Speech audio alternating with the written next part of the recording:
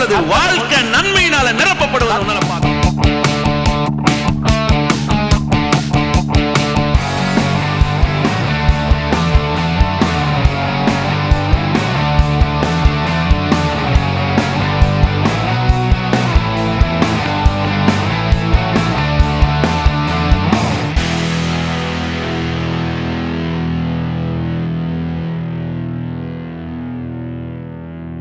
இது ரொம்ப பெரிய அளவில் ஒன்றும் யோசிச்சிடாதீங்க. ಬಹಳ ದೊಡ್ಡ ರೀತಿಯಲ್ಲಿ ಏನು நான் ಯೋಚಿಸಬೇಡಿ. எங்கே போய் தேடுவேன், ನಾನು ಎಲ್ಲಿ ಹೋಗಿ ಹುಡುಕ್ಲಿ, நான் எங்கே போய் தட்டுவேன், ನಾನು ಎಲ್ಲಿ ಹೋಗಿ ತಟ್ಟೋದು, நான் யார்கிட்ட போய் கேட்பேன், ನಾನು ಯಾರ ಬಳಿ ಹೋಗಿ ಬೇಡೋದು. இல்லை ரொம்ப சிம்பிளாக சொல்லித்தராரு. ಬಹಳ ಸುಲಭವಾಗಿ ಹೇಳ್ಕೊಡ್ತಾನೆ. கடவுள் வந்து நம்ம மேலே அக்கறை உள்ளவராக இருக்கிறார். தேவன் வந்து நம்ம தேவைகளை சந்திக்க விருப்பப்படுகிறார். ದೇವರು ನಮ್ಮ ಮೇಲೆ ಬಹಳ ಪ್ರೀತಿ ಉಳ್ಳವನು ಮತ್ತು ನಮ್ಮ ಅಗತ್ಯತೆಗಳನ್ನು ಸಂಧಿಸಲು ಬಹಳ ಆಸಕ್ತಿ ಉಳ್ಳವನಾಗಿದ್ದಾನೆ. அது அவர் அக்கறை உள்ளவராகவும் இருக்கிறார். ಅದರಲ್ಲಿ ಆತನ ಅಕ್ಕರೆ ಉಳ್ಳವನು ಆಗಿದ್ದಾನೆ. அதனால தான் பாருங்க, எங்கேயோ தேடுங்க அப்படின்னு சொல்லிட்டு போயிடலாம். ಅದರಿಂದ ಎಲ್ಲೋ ಹುಡುಕ್ರಿ ಅಂತ ಹೇಳ್ಬಿಟ್ಟು ಹೋಗ್ಲಿಲ್ಲ, எப்படி வேணா தேடுங்கன்னு சொல்லிட்டு போகலாம். ಹೇಗ್ ಬೇಕಾದ್ರೂ ಹುಡುಕ್ರಿ ಅಂತ ಹೇಳ್ಬಿಟ್ಟು ಹೋಗ್ಲಿಲ್ಲ. உலகம் அப்படிதான் சொல்லுது பாருங்க. ಲೋಕವು ಹಾಗೆ ಹೇಳ್ತದೆ, இங்கே போயிட்டா நல்லா இருக்கலாம், அங்கே போயிட்டா நல்லா இருக்கலாம், ಇಲ್ಲಿಗೆ ಹೋಗ್ಬಿಟ್ರೆ ಚೆನ್ನಾಗಿರ್ಬೋದು, ಅಲ್ಲಿಗೆ ಹೋದ್ರೆ ಚೆನ್ನಾಗಿ, போயிட்டு வாங்க மாறும்னு வாங்க. ಈ ರೀತಿ ಹೋಗ್ಬಿಟ್ಟು ಬನ್ರಿ ಬದಲಾಗ್ತದೆ. எப்படி போயிட்டு வந்தா மாறும், ಹೇಗೆ ಹೋಗ್ಬಿಟ್ಟು ಬಂದ್ರೆ இருக்கும் போதே மாறல, போயிட்டு வந்தா மாறிடுவா போகுது. ಇರುವಾಗಲೇ ಬದಲಾಗ್ತಿಲ್ಲ, ಹೋಗ್ಬಿಟ್ಟು ಬಂದ್ಮೇಲೆ ಹೇಗೆ ಬದಲಾಗ್ತದೆ? அப்படின்னா ஒரு பொதுவான கணிப்புல இன்னைக்கு வந்து கிறிஸ்துவத்தில் நம்ம நடந்துடக்கூடாது. ಅಂದ್ರೆ ಉದುವಾದ ಒಂದು ಕ್ರೈಸ್ತತ್ವದ ಜೀವಿತದಲ್ಲಿ ನಾವು ನಡೆದು ಬಿಡಬಾರ್ದು. அவ்வளோதான் கர்த்தர் சொல்ல, கேளுங்கள்.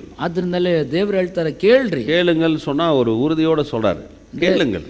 ಬೇಡಿಕೊಳ್ಳಿರಿ ಅಂತ ಹೇಳಿದ್ರೆ ಒಂದು ದೃಢತೆಯೊಂದಿಗೆ ಹೇಳ್ತಾನೆ. பாருங்க, நான் உங்ககிட்ட சொல்றேன், ನಾನು ನಿಮ್ಮ ಬಳಿ என்கிட்ட ಕೇಳ್ತೇನೆ, வந்து கேளுங்க, ನನ್ನ ಬಳಿ ಬಂದು நான் ಕೇಳ್ರಿ, உங்களுக்கு உதவி செய்கிறேன்னு. ನಾನು ನಿಮ್ಗೆ ಸಹಾಯ ಮಾಡ್ತೇನೆ ಅಂತ ಹೇಳ್ತೇನೆ. பாருங்க, இப்போ நானே சொல்லிட்டேன்னா கண்டிப்பா அது கேட்கறது வந்து ஒரு பெரிய விஷயமே கிடையாது. ಈಗ ನಾನೇ ಹೇಳ್ಬಿಟ್ರೆ ಬಂದು ಕೇಳೋದ್ರಲ್ಲ ದೊಡ್ಡ ವಿಷಯನೇ ಇಲ್ಲ. நீங்க கேளுங்கப்பா, நான் உனக்கு தரேன், உனக்கு என்ன பிரச்சனை இருக்குதோ கேளு, இல்லை பண பிரச்சனையா இல்லை என்ன உதவியோ எது வேணாலும் கேளு, நான் உனக்கு தரேன்ட்டா. இப்போ பாருங்க, என்கிட்ட ஒன்றும் கிடையாது, நீங்கள் எப்போ வேணாலும் வந்து கேட்கலாம். இந்த மாதிரி இருக்குது, இவர் சொல்லியிருக்கிறாரு, தைரியமாக வரலாம், ஒன்றும் பயம் கூட கிடையாது. ஏன்னா சொல்லியிருக்கிறவர் அவர் கொடுக்க வல்லவராக இருக்கு. ಈಗ ನಾನು ಹೇಳ್ಬಿಡ್ತೇನೆ, ಬನ್ರಿ ಕೇಳ್ರಿ, ಎಂಥ ಸಮಯದಲ್ಲೂ ಕೇಳ್ರಿ, ನಿಮ್ಮ ಆರ್ಥಿಕತೆ ನಿಮ್ಮ ಕಷ್ಟ ಏನೇ ಇದ್ರೂ ನಾನು ಸಂಧಿಸ್ತೇನೆ ಅಂತ ಹೇಳ್ಬಿಟ್ರೆ ಕೇಳುವವರಿಗೆ ಬಹಳ ಸುಲಭವಾಗಿ ಬಂದು ಕೇಳ್ಬೋದು. ಯಾಕಂದ್ರೆ ಹೇಳಿರುವ ಆತನು ನಾನಾಗಿರೋದ್ರಿಂದ ನೀವು ಕೇಳಲಿಕ್ಕೆ ಬಹಳ ಸುಲಭವಾಗಿರ್ತದೆ, சந்தேகமே கிடையாது. அதில் ಸಂದೇಹನೇ ஒரு ಇಲ್ಲ, பயமும் தேவை கிடையாது. ಅದರಲ್ಲಿ ಯಾವ ಭಯನೂ ಇರೋದಿಲ್ಲ. அப்படிதான் இதை போதிக்கிறாரு. ಯೇಸು ಸಹ ಇದನ್ನು ಹಾಗೆ ಬೋಧಿಸ್ತಾನೆ. அதனால தான் அந்த வார்த்தையை சொல்றாரு. ಆದ್ರಿಂದಲೇ ಆ ವಾಕ್ಯವನ್ನು ಹೇಳ್ತಾನೆ. உங்ககிட்ட ஒரு பிள்ளை கேட்டா நீங்க செய்யறது இல்லையா? ನಿಮ್ ಬಳಿ ಒಬ್ಬ ಮಗು ಬಂದು ಕೇಳಿದ್ರೆ ನೀವು ಅದನ್ನ ಮಾಡೋದಿಲ್ವಾ? இதுல என்ன உங்களுக்கு புரிஞ்சுக்கிறது கஷ்டம் பாருங்க. ಇದರಲ್ಲಿ ಏನು ಅರ್ಥ ಮಾಡ್ಕೊಳ್ಳಿಕ್ಕೆ ಕಷ್ಟ. ஆனா இதுதான் கிறிஸ்துவன் கஷ்டமா பார்க்கறான். ಆದ್ರೆ ಇದನ್ನೇ ಕ್ರೈಸ್ತನ ಕಷ್ಟವಾಗಿ ನೋಡ್ತಾನೆ. ஏன் தர மாட்டேன்றாரு? ಯಾಕೆ ದೇವ್ರು ಕೊಡ್ತಾ ಇಲ್ಲ? எப்படி எல்லாம் பெற்றுக்கொள்ளலாம், ಹೇಗೆಲ್ಲ ಹೊಂದ್ಕೊಳ್ಳೋಣ? ஏன்னா எண்ணங்கள் வந்து என்ன ஆகுதுன்னா, எப்படி பெற்றுக்கொள்ளலாம் அப்படிதான் போதே தவிர சொல்லி இருக்கிற அந்த வார்த்தை எவ்வளவு சிம்பிளா இருக்குதுன்னு யோசிக்குது. ಈ ಯೋಚನೆ ಎಲ್ಲ ಹೇಗೆ ಹೊಂದ್ಕೊಳ್ಳೋದಂತ ಹೋಗ್ತದೆ ಹೊರತು ಹೇಳಿರೋ ವಾಕ್ಯ ಎಷ್ಟು ಸುಲಭವಾಗಿದೆ ಅನ್ನೋದು ಕುರಿತು ನೋಡೋದಿಲ್ಲ. கேட்டுதான் பாருங்களேன், ಕೇಳಿನೇ ನೋಡಿ, எவ்வளவு சுலபமா பெற்றுக்கொள்ளலாம் உங்களுக்கும் தெரியும். ಎಷ್ಟು ಸುಲಭವಾಗಿ ನಾವು ಹೊಂದ್ಕೋಬಹುದು ಅನ್ನೋದು ಗೊತ್ತಾಗ್ತದೆ. நான் உங்களுக்கு சொல்றேன் இல்லையா, பல முறை சொல்லியிருக்கிறேன். ನಾನು ನಿಮ್ಗೆ ಹಲವು ಸಾರಿ ಹೇಳಿದ್ದೇನಲ್ಲ, இந்த உலகத்திலேயே தேவனிடத்தில் பெற்றுக்கொள்கிற மாதிரி நீங்கள் வேறு யார்ட்டையும் பெற்றுக்கொள்ள முடியும். ಲೋಕದಲ್ಲೇ ನೀವು ದೇವರ ಬಳಿ ಹೊಂದಿಕೊಳ್ಳುವ ಹಾಗೆ ಯಾರ ಬಳಿನೂ ಹೊಂದಿಕೊಳ್ಳಿಕ್ಕೆ நான் இதை அனுபவிச்சே பேசுகிறேன். ನಾನು ಇದನ್ನು ಅನುಭವಿಸಿನೇ ಹೇಳ್ತೀನಿ. ஆனால் தேவன் செய்யணும்னு இறங்கி வந்தான்னு வைங்க, ದೇವ್ರು ಮಾಡ್ಬೇಕಂತ ಇಳಿದು ಬಂದ ಅಂತ ಇಟ್ಕೊಳ್ಳಿ, அவர் செய்கிற விதமும் வித்தியாசமாக இருக்கும், பெற்றுக்கொள்ளதும் சுலபமாக. ಆತನ ಮಾಡೋ ವಿಧಾನನೂ ಸುಲಭವಾಗಿರ್ತದೆ, ಆತನ ಹೊಂದಿಕೊಳ್ಳೋದು ಬಹಳ ಸುಲಭವಾಗಿ. இந்த பூமியில் நம்ம பாருங்க, சில சூழ்நிலை மத்தியில் வாழ்றதுனால அது நமக்கு கொஞ்சம் கஷ்டமாக தெரியுது. ಭೂಮಿಯಲ್ಲಿ ನಾವು ಬದುಕುವಂತ ಸ್ಥಿತಿಗತಿಗಳ ನಡುವೆ ಅದು ಸ್ವಲ್ಪ ಕಷ್ಟಕರವಾಗಿ ಕಾಣ್ತದೆ. எப்படி நடக்கும், ಹೇಗೆ ನಡೀತದೆ? ನಾವು பூமியில் அப்படி இருக்கிறோம் இல்லையா? நானும் ஒரு பாஸ்ட், சில அழுத்தங்கள் வரும்போது அது எண்ணங்கள் சிதறதான் செய்யுது. ಈ ನಾನು ಬೋಧಕನಾಗಿದ್ರು ಭೂಮಿಯಲ್ಲಿ ಮನುಷ್ಯನಾಗಿರೋದ್ರಿಂದ ಕೆಲವೊಂದು ಇಕ್ಕಟ್ಟುಗಳು ಎದುರಾಗುವಾಗ ಕೆಲವೊಂದು ಒತ್ತಡಗಳು ಏರ್ಪಡ್ತವೆ. நான் பாஸ்டாக இருக்கிறதுனால நான் வெளியில் போனால் எனக்கு நான் மழை அடிக்காத மேகஸ்தம்பம் வந்து நிற்க போகுது. யோசிச்சு பாருங்க, ಬೋಧಕನಾಗಿರೋದು ನಾವು ಹೊರಗೆ ಹೋದ್ರೆ ಮಳೆ ಬೀಳೋದಿಲ್ವಾ, ಮೇಘಸ್ತಂಭ ಬಂದು ನಿಲ್ತದ? பாஸ்டர் வராருங்க, உடனே வந்து அவருக்கு மேகஸ்தம்பத்தை கொடுத்துருங்க, நான் எனக்கு தலைக்கு மேலே சுத்த போகுது. ಪಾಸ್ಟರ್ ಬಂದಿದ್ದಾರೆ, ಈಗ ಮೇಘಸ್ತಂಭ ಕೊಟ್ಬಿಡ್ರಿ ಅಂತ ತಲೆ ಮೇಲೆ ಏನೋ ಸುತ್ತಾ ಇದೆಯಾ? எல்லாருக்கும் ஒரே பிரின்சிபல் தான். அது ಎಲ್ರಿಗೂ ಒಂದೇ ನಿಯಮನೇ. அது பூமியில் இருக்கிறதுனால சில நேரத்தில் சில அலகழிப்புகள், சில தடுமாற்றங்கள், சில சிதறக்கூடிய காரியங்கள் உண்டாக தான் செய்யுது. ಭೂಮಿಯಲ್ಲಿ ಇರೋದ್ರಿಂದ ಕೆಲವೊಂದು ಒತ್ತಡಗಳು, ಕೆಲವೊಂದು ಕದಲಿಸಲ್ಪಡುವಿಕೆಗಳು ಇವೆಲ್ಲ ನಮ್ಮ ಜೀವನದಲ್ಲಿ ಉಂಟಾಗ್ತವೆ. எனக்கு வரவே வரல அப்படின்னு நான் உங்கள்கிட்ட சொல்லலை. ನಮಗೆ ಬರೋದೇ ಇಲ್ಲ ಅಂತ ಹೇಳಿ சொன்னா அப்படி சொன்னா அது பொய். அது ಆ ರೀತಿ ಹೇಳಿದ್ರೆ என்னையும் வந்து தாக்கி இருக்குது. ನನ್ನನ್ನು ಬಂದು ಅದು ಮುಟ್ಟಿದೆ. சில நேரத்தில் என்னை வந்து நிலகுலையே போகிற அளவுக்குலாம் செஞ்சிருக்கு. ಕೆಲವೊಂದು ಸಮಯದಲ್ಲಿ ನೆಲ ಮಟ್ಟಿಗೆ ಹೋಗುವ ಮಟ್ಟಿಗೂ ಸಹ ಅದು ಮಾಡಿದೆ. அலை கழிச்சிருக்குது, என்ன ಬಹಳ ಕದಲಿಸುವಿಕೆ சான்ஸே இல்லடான்னு நினைச்சிருக்கு. ಅವಕಾಶನೇ ಇಲ್ಲ ಅನ್ನೋ ಸ್ಥಿತಿ, அதிலே விழுந்து அப்படியே போயிடுறது கிடையாது. ಅದರಲ್ಲೇ ಬಿದ್ದು ಹಾಗೆ ಹೋಗ್ಬಿಡೋದಲ್ಲ. வார்த்தை சொல்லுதை கேளுங்கன்னு சொல்லியிருக்கிறாரு, கேட்டுதான் பாப்போம். ಯಾಕೆ ವಾಕ್ಯ ಹೇಳಿದೆಯಲ್ಲ, ಬೇಡಿಕೊಳ್ಳಿರಿ ಅಂತ. தட்டுன்னு ஒருத்தர் சொல்லியிருக்கிறாரு, ತಟ್ಟಿರಿ ಅಂತ ಒಬ್ಬ ತಟ್ಟಿ ಆತನು தான் ಹೇಳಿದನು. பார்ப்போம். ಸರಿ, ತಟ್ಟಿನೇ ನೋಡೋಣ. இப்படிதான் பாருங்க, நான் கத்துட்டு வளர்ந்தேன். ನೋಡ್ರಿ, ಹೀಗೇನೆ ನಾನು ಕಲಿತು ಬೆಳೆದೆ. இப்போ என்னுடைய வாழ்க்கையில் நான் ரட்சிக்கப்பட்ட நாட்கள்ல இருந்தே இப்படி தான் நான் வளர்ந்தேன். எனக்கு இன்னும் ஞாபகம் இருக்குது பாருங்க.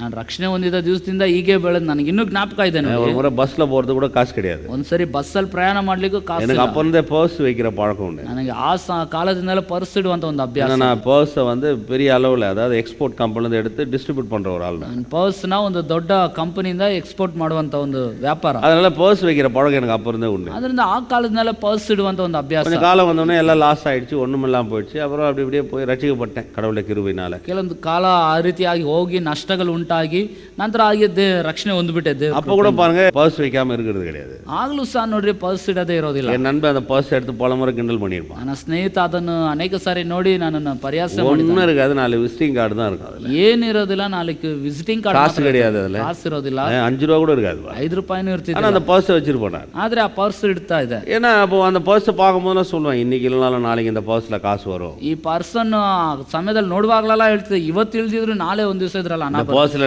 நான் கட்டுக்கட்டா பணத்தை வைப்பேன் நான். ಈ ಪರ್ಸ್ ಅಲ್ಲಿ ನಾನು ಗಂಟಾಗಿ ಹಣವನ್ನು ಇಡ್ತೇನೆ. பாருங்க, அப்போ வந்து அந்த நடக்கிற சூழ்நிலையினால இல்லையே அப்படின்னு உட்காந்துறது கிடையாது. ஒருத்தர் சொல்லியிருக்கா இல்லையா, கேட்டு தான் பாருன்னு சொல்லியிருக்கா இல்லையா, கேட்கறது இல்லை. நான் காசு ನಡೆಯದ ಸ್ಥಿತಿಯಲ್ಲಿ ಹಾಗೆ ಕುಳಿತುಕೊಳ್ಳೋದಲ್ಲ. ಒಬ್ಬ ಆತನು ಹೇಳಿದನಲ್ಲ, ನೀನು ಕೇಳಿಕೋ, ನಿನಗೆ ದೊರೆಯುತ್ತದೆ ಎಂಬುದಾಗಿ, ಅದನ್ನ ಯಾಕೆ ಕೇಳದೆ ಇರಬಾರ್ದು? பர்ஸ் காலி ஆகாதுன்னே சொல்லியிருக்கேன். ನಾನು ಪರ್ಸ್ ಖಾಲಿ ಆಗೋದೇ ಇಲ್ಲ ಅಂತಾನು ನಾನು ಹೇಳಿದೆ. பாருங்க, அந்த நாட்களில் சொன்னதுனால உடனே நடந்துடல, அது நடந்திருக்கு, காரியங்கள் மாறி இருக்கு, அப்படிப்பட்ட சூழ்நிலை வந்திருக்கு.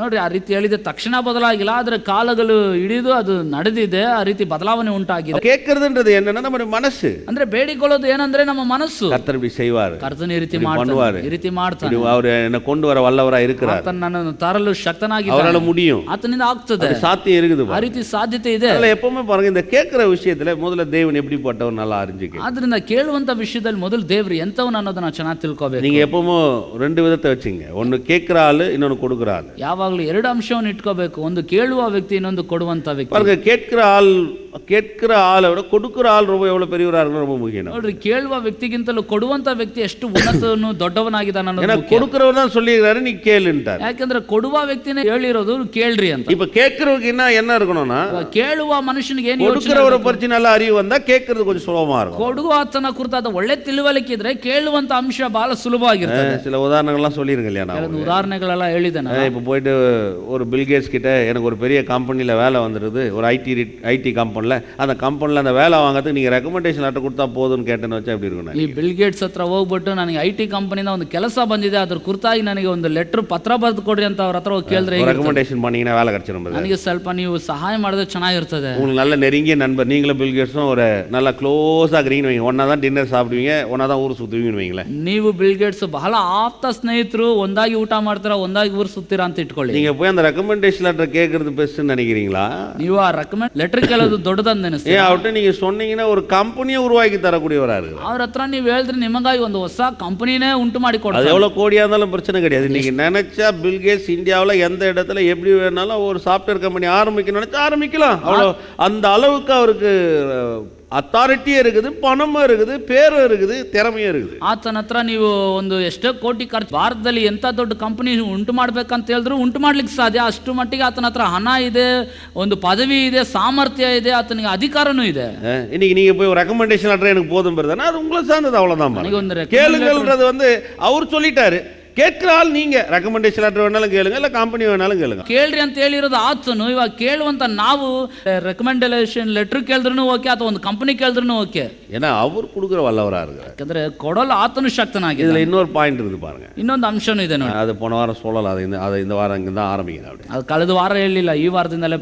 இன்னொரு பாயிண்ட் என்னன்னா, ಇನ್ನೊಂದು ಅಂಶ ಏನಂದ್ರೆ, பாருங்க, மனுஷனுக்கு இயல்பாவே பேராசைன்னு ஒன்று இருக்கும். அவனுக்கு ನೋಡಿ, ಮನುಷ್ಯನಿಗೆ ಉದುವಾಗಿ ದುರಾಶೆ ಅಂತ ಒಂದು ಇರುತ್ತೆ. பேராசைன்னா என்ன தெரியுங்களா? ದುರಾಶೆ ಅಂದ್ರೆ ಏನು ಗೊತ್ತಾ? எல்லாம் எனக்கே இருக்கணும், ಎಲ್ಲವೂ ನನಗೆ ಇರಬೇಕು, எல்லாம் வரதெல்லாம் நானே மூட்டை கட்டி வச்சுக்கணும், ಬರೋದ್ರೆಲ್ಲ ನಾನೇ ಗಂಟಿ ಕಟ್ಟಿ, எவ்வளவு வந்தாலும் நமக்கு ಎಷ್ಟೇ ಬಂದ್ರು அதை வெளியில காட்ட மாட்டோம், ಅದು ಹೊರಗೆ எதுவும் பேச மாட்டோம், ಏನ್ யார்கிட்டயும் ಮಾತಾಡೋದು சொல்லவும் மாட்டோம். ಯಾರ ಹತ್ರ ಹೇಳೋದಿಲ್ಲ. யார் கேட்டாலும் ஒன்றும் இல்லைங்க அப்படிதான் பேசிட்டு கிடப்போம். ಯಾರೇ ಕೇಳಿದ್ರು ಏನಿಲ್ಲ ರೀ ಹಾಗೇನೆ ಹೇಳ್ತಾರೆ. இருக்கிறவங்ககிட்ட நீங்க போய் கேட்டு பாருங்க, எங்கடா எனக்கு ஏகப்பட்ட பிரச்சனை, இந்த ப்ராஜெக்ட் எடுத்துட்டு அந்த ப்ராஜெக்ட் எடுத்துட்டு அந்த ப்ராஜெக்ட் பண்ணிட்டேன்னு வாரு. ಇರೋನ ಹತ್ರ ಏನಾದ್ರು ಕೇಳಿ ನೋಡ್ರಿ, ಎಲ್ಲಪ್ಪ ನನಗೆ ಏನು ಇಲ್ಲ, ಆ ಪ್ರಾಜೆಕ್ಟ್ ಮಾಡ್ತಿದ್ದಾನೆ, ಇದು ಖರ್ಚು. இன்னைக்கு இப்போ ஒரு அரசியல்வாதத்தை கேட்டீங்கன்னா என்ன சொல்லுவாங்க, எலெக்ஷன் வருது எனக்கே காசு பத்தாது யார்கிட்ட வாங்கலாம்னுங்கிறானுவா. ಇವತ್ತು ಒಬ್ಬ ರಾಜಕೀಯ ವ್ಯಕ್ತಿ ಹತ್ರ ಕೇಳಿದ್ರು ನಾನು ಎಲೆಕ್ಷನ್ ಖರ್ಚು ಮಾಡಿದ್ದೇನೆ, ಅದು ಮಾಡಿದ್ದೇನೆ, ಖರ್ಚು ಮಾಡಬೇಕು, ಎಲೆಕ್ಷನ್ வந்துன்னு செலவு பண்ணணும்னுவா. ಎಲೆಕ್ಷನ್ ಬರ್ತಾ ಇದೆ ಅದಕ್ಕೆ ಖರ್ಚು ಮಾಡಬೇಕು, காசு எங்க இருக்குது, ಕಾಸು ಎಲ್ಲಿದೆ.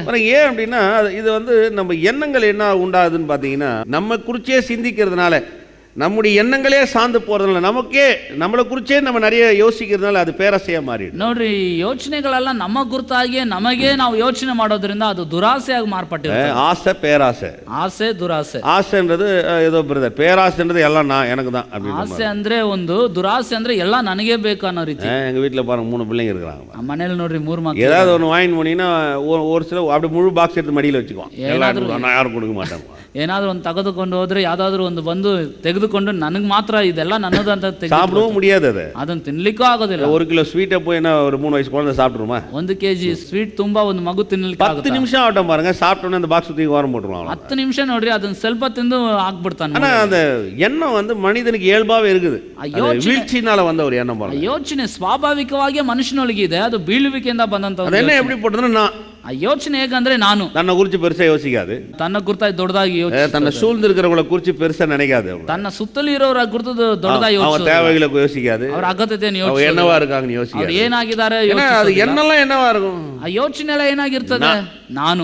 இந்த கேட்கிற விதத்துல வரும்போது இந்த எண்ணம் சீர்படாம போயிடுச்சுன்னு வைங்க, அங்கதான் நம்மளுடைய பெற்றுக்கொள்ளுதல் தடையாது. ಈ ಕೇಳುವಂತ ವಿಧಾನಕ್ಕೆ ಬರುವಾಗ ಈ ಯೋಚನೆ ಸರಿಯಾಗದಿದ್ರೆ ಹೊಂದಿಕೊಳ್ಳುವಂತ ವಿಧಾನನೂ ಕಷ್ಟ ಆಗ್ಬಿಡುತ್ತೆ. அதுதான் நீ கிறிஸ்துவனுக்கு பிரச்சனை. ಅದೇ ಇವತ್ತು ಕ್ರೈಸ್ತರಿಗಿರೋ ಸಮಸ್ಯೆ. சிலதுல என்னங்க நீங்க சொல்றத பார்த்தா அவ்வளவு சுலபமா இருக்குது பாஸ்டர், ನೀವ್ ಹೇಳೋದು ನೋಡಿದ್ರೆ ಪಾಸ್ಟರ್ ಅಷ್ಟು ಸುಲಭವಾಗಿ கிடையாது, இது ಅವಕಾಶನೇ ಇಲ್ವಲ್ಲ. கேளுங்கன்னு சொல்லிடுறாருன்னா கேட்டுடலாமே, ಕೇಳಿರಿ ಅಂತ ಹೇಳಿದ್ಮೇಲೆ ಕೇಳ್ಬಿಡ್ಬೋದಲ್ಲ, அழகா கேளுங்க, தப்பே கிடையாது, ಕೇಳ್ರಿ ತಪ್ಪೇ ಇಲ್ಲ. உங்க மனசுல அந்த பேராசைக்கு இடம் இல்லாம கேட்கும் பொழுது பாருங்க, ஒரு உதார்த்தனத்தோடு கூட உலகளாவிய எண்ணங்களோடு கூட தேவன் எப்படி நினைக்கிறார் அப்படிப்பட்ட எண்ணங்களோடு கூட கேட்டு பாருங்க, அது நல்லா ನೋಡಿ. ಕೇಳುವಾಗಲೇ ಒಂದು ಒಂದು ಯಥಾರ್ಥ ಮನಸ್ಸಿನಿಂದ ಒಂದು ಸಾರ್ವತ್ರಿಕವಾದ ಯೋಚನೆಯೊಂದಿಗೆ ದೇವರು ಎಷ್ಟು ಒಳ್ಳೆಯವನೆಂಬ ಭಾವನೆಯಿಂದ ಕೇಳಿ ನೋಡ್ರಿ, ಅದು ಹೊಂದಿಕೊಳ್ಳೋದು ಅಷ್ಟೇ ಸುಂದರವಾಗಿ பாருங்க.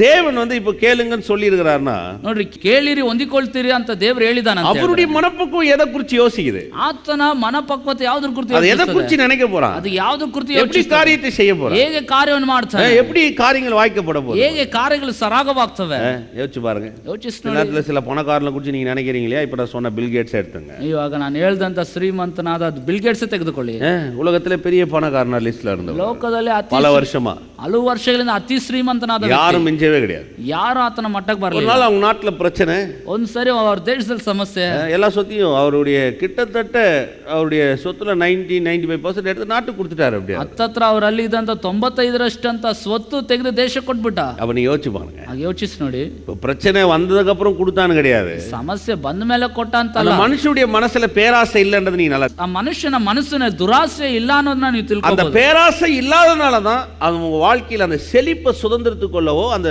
பெற்றுக்கொள்ளக்கூடிய காரியம் தடப்பட்டு போல. ಆ ದುರಾಸೆ ಇಲ್ಲದೆ ಇರೋದ್ರಿಂದಲೇ ಆತನು ಹೊಂದಿಕೊಳ್ಳುವಂತ ಕಾರ್ಯವು ಸುಲಭ ಸ್ವೀಕರಿಸುವಂತ ಕಾರ್ಯವು ತಡೆಯಾಗದೆ ಹೋಗಿದೆ. அப்ப எல்லாரும் இன்டர்வியூ பண்ணாங்க பாருங்க, ಬಂದು ಎಲ್ಲರೂ ಅವರನ್ನ ಇಂಟರ್ವ್ಯೂ ಮಾಡಿ, எப்படி நீங்க இவ்வளவு சொத்து எடுத்து நாட்டுக்கு கொடுத்துட்டீங்க உங்க பிள்ளைங்களுக்கு அப்படின்னா, ಹೇಗೆ ನೀವು ನಿಮ್ಮ ಸೊತ್ತೆಲ್ಲ ತೆಗೆದು ದೇಶ ಕೊಟ್ಬಿಟ್ರಿ ನಿಮ್ಮ ಮಕ್ಕಳು ಗುರ್ತಾಗಿ ಏನು? அதுக்கு அவர் சொன்னாரு, ಅದಕ್ಕೆ ಅವ್ರು ಹೇಳಿದ್ರಂತೆ, என் பிள்ளைக்கு நல்ல படிப்பு கொடுக்கணும், ನನ್ನ ಮಗುವಿಗೆ ಒಳ್ಳೆ ವಿದ್ಯೆ ಬರಬೇಕು, தேவையான அளவுக்கு அவனுக்கு வாழக்கூடிய சில வசதி கொடுக்கணும், ಬೇಕಾದಷ್ಟು ಅವನ ಬದುಕಿಗೆ ಅಗತ್ಯಕ್ಕೆ ಬೇಕಾದಷ್ಟು என்னோடது எல்லாமே நான் அப்படியே கொடுத்துட்டேன்னா ನನ್ನದೆಲ್ಲವನ್ನ ನಾನು ಹಾಗೆ ಕೊಟ್ಬಿಟ್ರೆ அவன் வாழ்க்கையில அவன் எதுவுமே செய்யாம போயிடுவான். ಅವನ ಜೀವನದಲ್ಲಿ ಅವನು ಏನು ಮಾಡದೆ அவன் இதுல வளர்ந்து அவன் திறமைகளை காமிச்சு ಅವನು ತನ್ನ ಸಾಮರ್ಥ್ಯ அவன் பெருகி ಅವನು ಹೆಚ್ಚಿ அவன் இப்படி வளரணும். ಅವನು ಈ ರೀತಿ ಬೆಳಿಬೇಕು. என்ன எண்ணம் பாத்தீங்களா? ಎಂತ ಯೋಚನೆ. இதுதான் பரலோக பிதாவுடைய எண்ணம் கூட பாருங்க. ಇದೇ ಪರಲೋಕದ ತಂದೆಯ ಯೋಚನೆ. பிதா எப்படி எப்படிப்பட்டவரா இருக்கிறார்னா, ತಂದೆ ಎಂತವನಾಗಿದ್ದಾನೆ. நம்ம கேளுங்கள் சொன்ன அவரு நம்ம இருதயத்தை பாக்குறாரு. ಕೇಳಿರಿ ಅಂತ ಹೇಳಿದ್ರೆ ನಮ್ಮ ಹೃದಯವನ್ನ ಆತನ ನೋಡ್ತಾನೆ. எதுக்காக கேக்குறான், ಇವನು ಯಾತಕ್ಕಾಗಿ ஏன் ಕೇಳ್ತಾನೆ, கேக்குறான், ಇವನು ಯಾಕೆ என்ன ಕೇಳ್ತಾನೆ, பிரச்சனை, ಏನ್ ಸಮಸ್ಯೆ, இவன் கேட்க வந்திருக்கு காரணம் என்ன, ಇವನು ಕೇಳಲಿಕ್ಕೆ ಬಂದಿರುವಂತ ಕಾರಣ ಏನು, எதனுடைய நிமித்தத்துல இவன் கேட்கிறான், ಯಾವುದರ ಅಡಿಯಲ್ಲಿ ಇವನು ಕೇಳ್ತಾ ಇದ್ದಾನೆ. ரொம்ப முக்கியமான. அதனாலதான் வேதம் சொல்லுகிறது, மனுஷர்கள் முகத்தை பார்க்கிறார்கள், கர்த்தரோ இருதயத்தை பார்க்கிறார். ಅದೆಲ್ಲ ಬಹಳ ಮುಖ್ಯ ನೋಡಿ. ಅದಕ್ಕೆ ವಾಕ್ಯ ಹೇಳ್ತದೆ, ಮನುಷ್ಯರು ಮುಖವನ್ನು ನೋಡ್ತಾರೆ, ಆದ್ರೆ ಕರ್ತನು ಅಂತರಿಂದ್ರಿಯವನ್ನು ಪರೀಕ್ಷಿಸ್ತಾನೆ. நீங்களே கணக்கு போட்டு பாருங்க. ಈಗ ನೀವೇ ಲೆಕ್ಕ ಮಾಡಿ. அப்ப நான் ஜபத்துக்கு வரும்போது நம்ம கேட்கும் போது எந்த இன்டென்ஷன், எப்படிப்பட்ட எண்ணங்கள் எனக்குள்ளாக உண்டாகுதுன்னு அர்த்தம். ಅಂದ್ರೆ ನಾನು ಪ್ರಾರ್ಥನೆ ಬಂದು ಕೇಳುವಾಗ ಎಂತ ಯೋಚನೆ ಭಾವನೆಯೊಂದಿಗೆ ಬಂದು ಕೇಳ್ತೇನೆ ಅನ್ನೋದು ಉಂಟಾಗ್ತದೆ. எப்படிப்பட்ட எண்ணங்கள் இருக்குன்னு ಎಂತ ಯೋಚನೆ ಇರ್ತದೆ. இதுதான் பாருங்க, இன்னைக்கு பெற்றுக்கொள்றதுக்கு தடையா இருக்கிற ஒரு காரியம். கொடுக்கிறவர் நல்லவர், அவர் ஒரு காலமும் நம்ம கொடுக்காம இருக்கணும்னு நினைச்சதே கிடையாது. ನೋಡ್ರಿ, ಕೇಳುವುದಕ್ಕೆ ಇದೇ ಇರುವಂತ ಒಂದು ದೊಡ್ಡ ಸಮಸ್ಯೆ. ಕೊಡುವಾತನು ಒಳ್ಳೆಯವನು, ಆತನು ಕೊಡಲಿಕ್ಕೆ ಯಾವುದೇ ಅಡ್ಡಿ ಆತಂಕಗಳೇ ಇಲ್ಲ. ரொம்ப முக்கியம் பாருங்க, ಬಹಳ ಮುಖ್ಯ ನೋಡಿ. அதனாலதான் பாருங்க, இன்னைக்கு இந்த ஊழியக்காரங்க, அதாவது இன்னைக்கு நல்லா தலைச்சிறப்பா சில ஊழியக்காரங்க எழுதுறத நீங்க பாத்தீங்கன்னா, ಇವತ್ತು ದೊಡ್ಡ ಸುಪ್ರಸಿದ್ಧವಾದ ಸೇವಕರು ಬರೆದಿರೋದು ನೋಡಿದ್ರೆ, சில புக்கெல்லாம் படிங்க, ரொம்ப நல்லா இருக்கு, இன்டர்நெட்ல இருக்கு. ಕೆಲವೊಂದು ಪುಸ್ತಕಗಳೆಲ್ಲ ಓದ್ರಿ, ಇಂಟರ್ನೆಟ್ ಅಲ್ಲೂ ಇದೆ. ஆனா ஜாய்ஸ் மேர் தான் நிறைய படிக்கலாம். ಅದೇ ಜಾಯ್ಸ್ ಮೇರ್ ಅನ್ನೋರದ್ದು ಕುರಿತು ನೀವು ಓದಬಹುದು. ஒரு சாதாரண பெண்மணி தான், ಸಾಧಾರಣವಾದ ಸ್ತ್ರೀ, வாழ்க்கையில நிறைய பிரச்சனைகளை சந்திச்ச ஒரு பெண்மணி, ಜೀವನದಲ್ಲಿ ಬಹಳ ಸಮಸ್ಯೆಗಳನ್ನು ಎದುರಿಸಿದ. ஆனா இன்னைக்கு பாருங்க, உலகத்திலேயே அதிகமான வகையில பேர் பெற்ற ஒரு பெண்மணி, அநேக குடும்பங்களுக்கு நாட்டுக்கு ஆசீர்வாதமா இருக்கிறோம். ಲೋಕದಲ್ಲಿ ಅನೇಕ ಸ್ತ್ರೀಯರ ಮಧ್ಯದಲ್ಲಿ ಆಶೀರ್ವದಿಸಲ್ಪಟ್ಟಂತಹ ಪ್ರಸಿದ್ಧವಾದ ಸ್ತ್ರೀ ಮಾತ್ರವಲ್ಲ, ಅನೇಕ ಕುಟುಂಬಗಳಲ್ಲಿ ಬಹಳ ಹೆಸರುವಾಸಿಯಾಗಿರುವಂತ ಸ್ತ್ರೀ. ஒரு 20,000 பேர் உள்ள ஒரு சபையை நடத்தக்கூடிய ஒரு பெண்மணி, ಒಂದು 20,000 ಜನರು ಇರುವಂತ ಸಭೆ ನಡೆಸುವಂತ ಒಬ್ಬ ಸ್ತ್ರೀ. 20,000 பேர் வச்சு ஒரு சபையை நடத்துறது சாதாரண காரியம் இல்லைங்க. 20,000 ಜನರನ್ನಿಟ್ಟು ಒಂದು ಸಭೆ ನಡೆಸೋದು ಸಾಧಾರಣವಾದದ್ದು. 20,000 பேர் ஒரு சர்ச்சில் இருந்தாங்கன்னா 1000 பேர் சபையில முழு நேர ஆபீஸ்ல வேலை செய்ய வேண்டியிருக்கும். 20,000 ಜನ ಒಂದು ಸಭೆಗೆ ಬರೋದಾದ್ರೂ 1000 ಜನರಾದ್ರೂ ಆಫೀಸ್ ಕಚೇರಿಯಲ್ಲಿ ಕೆಲಸ ಮಾಡಬೇಕು. சொந்த இடம், ಸ್ವಂತ ಸ್ಥಳ, அதை மெயின்டைன் பண்ணக்கூடிய காரியம், ಅದನ್ನು ನಿರ್ವಹಿಸಬೇಕಾದಂತ பெரிய வேலை. அது ದೊಡ್ಡ ಕೆಲಸ. நீங்க நினைக்கிற மாதிரி அது ஏதோ ரொம்ப ஈஸி திங் கிடையாது. ನೀವು ನೆನೆಸುವಾಗ ಅದು ಬಹಳ ಸುಲಭವಾದದಲ್ಲ. ஒரு சாதாரணமான ஒரு பெண்மணி எப்படி இந்த அளவுக்கு வளர்ந்தாங்க ನೋಡಿ, ಒಂದು ಸಾಧಾರಣವಾದಂತ ಸ್ತ್ರೀ ಹೇಗೆ ಇಷ್ಟರ ಮಟ್ಟಿಗೆ ಬೆಳೆದ್ರು. நீங்க அவங்களுடைய சில புத்தகத்தெல்லாம் படிச்சீங்கன்னா ரொம்ப எளிமையா சொல்லுவாங்க. ನೀವು ಅವರ ಕೆಲವೊಂದು ಪುಸ್ತಕಗಳೆಲ್ಲ ಓದ್ರೆ ಬಹಳ ಸುಲಭವಾಗಿ இன்னைக்கு 65 ವಯಸ್சுக்கு மேல ஆகுது. ಇವತ್ತು 65 ವರ್ಷಕ್ಕಿಂತ ಹೆಚ್ಚಾಗಿ இன்னைக்கும் பிரசங்கம் பண்றாங்க. ಇವತ್ತು ಪ್ರಸಂಗಿಸ್ತಾರೆ. இன்னைக்கும் ಅನೇಕ மக்களுக்கு ஆசீர்வாதமா இருக்கு. ಇವತ್ತು ಸಹ ಅನೇಕ ಜನರಿಗೆ ಆಶೀರ್ವಾದ. காரணம் என்ன? ಕಾರಣ ಏನು? இதுதான் எப்பவுமே நம்ம தெரிஞ்சுக்கணும் பாருங்க. ನೋಡಿ, ಇದನ್ನೇ ನಾವು ಯಾವಾಗಲೂ ತಿಳ್ಕೋಬೇಕು. முதலாவது அவங்க தெரிஞ்சுக்கிது கர்த்தர் எப்படிப்பட்டவர். ಮೊದಲನೇದಾಗಿ ಅವರು ತಿಳ್ಕೊಳ್ಳೋದೇ ಕರ್ತನು ಎಂತವನು, எதை செய்ய விரும்புகிறார், ಏನೇನು ಮಾಡ್ಲಿಕ್ಕೆ அவர் எதை செய்ய வேண்டும் என்று வாஞ்சிக்கிறார். ಆತನು ಏನೇನು ಮಾಡ್ಬೇಕಂತ. இரண்டாவது, ಎರಡನೇದು, எப்படிப்பட்டவன் ஏத்த போல தன் மனதை அமைத்துக் கொண்ட ஒரு விதம் தான். ಕರ್ತನು ಎಂತವನು ಅನ್ನೋ ರೀತಿಗೆ ತಕ್ಕ ಹಾಗೆ ತನ್ನ ಮನಸ್ಸನ್ನು ಬದಲಾಯಿಸಿಕೊಂಡ, எண்ணங்களை மாற்றிக்கொண்ட ನಮ್ಮ ಯೋಚನೆಯನ್ನು ಬದಲಾಯಿಸಿಕೊಂಡ ವಿಧಾನ. அவர் கொடுக்கிறவரா இருக்கிறார், ಆತನು ಕೊಡುವಾತನಾಗಿದ್ದಾನೆ. இப்ப பெற்றுக்கொள்ளக்கூடியவரா இருக்கிற நான் பாருங்க, இது எப்படி போட்டதா இருக்குன்னு பார்க்க ಈ வேண்டும். ಹೊಂದಿಕೊಳ್ಳುವಂತ ನಾನು ಎಂತವನಾಗಿರ್ಬೇಕು ಅನ್ನೋದು ನೋಡ್ಬೇಕು. ஆமென். ஒரு விதையும் நல்லா இருக்கணும், ಒಂದು ಬೀಜವು ಚೆನ್ನಾಗಿರ್ಬೇಕು, நிலமும் நல்லா இருக்கும். ಬಿತ್ತುವಂತ ಭೂಮಿನೂ ಚೆನ್ನಾಗಿರ್ಬೇಕು. அந்த மாதிரி விளங்குது. ಅಷ್ಟಕ್ಕೆ ಅರ್ಥವಾಗ್ತಿದೆ. விதை நல்லா இருந்து நிலம் நல்லா இல்லைன்னு வைங்க, ಬೀಜ ಚೆನ್ನಾಗಿದ್ದು ಭೂಮಿ ಚೆನ್ನಾಗಿಲ್ಲ ಅಂತ ಇಟ್ಕೊಳ್ಳಿ, அறுவடையை பார்க்க முடியாது. ಆ ಕೊಯ್ಲನ್ನು ನೋಡ್ಲಿಕ್ಕೆ ಆಗೋದಿಲ್ಲ. நிலம் நல்லா இருந்து விதை நல்லா இல்லைன்னு வச்சு, ಈ ಭೂಮಿ ಚೆನ್ನಾಗಿದ್ದು ಬೀಜ ಚೆನ್ನಾಗಿಲ್ಲ ಅಂತ ಇಟ್ಕೊಳ್ಳಿ, அறுவடையை பார்க்க முடியாது. ಕೊಯ್ಲನ್ನು ನೋಡ್ಲಿಕ್ಕೆ இப்போ ಆಗೋದಿಲ್ಲ. இது ரெண்டுமே பாருங்க, ಈಗ ಇವೆರಡೂ ஒரு ನೋಡಿ அறுவடைக்கு ஏத்த ஒரு காரியம். ಒಂದು ಕೊಯ್ಲಿಗೆ ಬೇಕಾದಂತ ಒಳ್ಳೆ ಕಾರ್ಯ. இப்போ இங்க அதுதான் கர்த்தர் சொல்றாரு. ಅದನ್ನೇ ಕರ್ತನು நீங்கள் கேளுங்கள்னும் போது உங்களை பிளைண்டா கேட்க சொல்லியிருக்கிறார் இல்லையா? ನೀವು ಕೇಳಿರಿ ಅಂತ ಹೇಳುವಾಗ ಒಂದು ಕಣ್ಣು ಮುಚ್ಚಿದ ರೀತಿಯಲ್ಲಿ ಕೇಳ್ರಿ ಅಂತ. அப்போ நிறைய பேர் கேட்காமையா இருந்திருக்கிறோம், இன்னைக்கு கிறிஸ்துவ வாழ்க்கையில ஜெபம் பண்ணாமையா இருக்கிறாங்க. ಅಂದ್ರೆ ಇವತ್ತು ಕ್ರೈಸ್ತ ಜೀವನ ಅನೇಕರು ಕೇಳದ ಹಾಗೆ ಪ್ರಾರ್ಥನೆ ಮಾಡದ ಹಾಗೆ கண்ணீரிட்டு ஜெபம் பண்றான், ಕಣ್ಣೀರಿಟ್ಟು ராம் ಪ್ರಾರ್ಥಿಸ್ತಾರೆ, முழுவதும் ஜெபம் பண்றான், ಇಡೀ ರಾತ್ರಿ ಪ್ರಾರ್ಥಿಸ್ತಾರೆ. எப்ப பார்த்தாலும் கர்த்தர்கிட்ட விடுறது கிடையாது. ಅವಾಗ ನೋಡು ಕರ್ತನ ಬಿಡೋದಿಲ್ಲ. சிலலாம் சொல்லுவாங்க, நான் ஒரு நாளைக்கு 5 மணி நேரம் ஜெபம் பண்றேன். ಕೆಲವೊಬ್ರು ಹೇಳ್ತಾರೆ ದಿನಕ್ಕೆ 5 ಆವರ್ತಿ ನಾನು விடுறது இல்ல பாஸ்டர், நான் ಬಿಡೋದಿಲ್ಲ ಪಾಸ್ಟರ್. சிலலாம் நல்லா இருப்பாங்க. ಕೆಲವೊಬ್ರೆಲ್ಲ ಹಾಗೆ.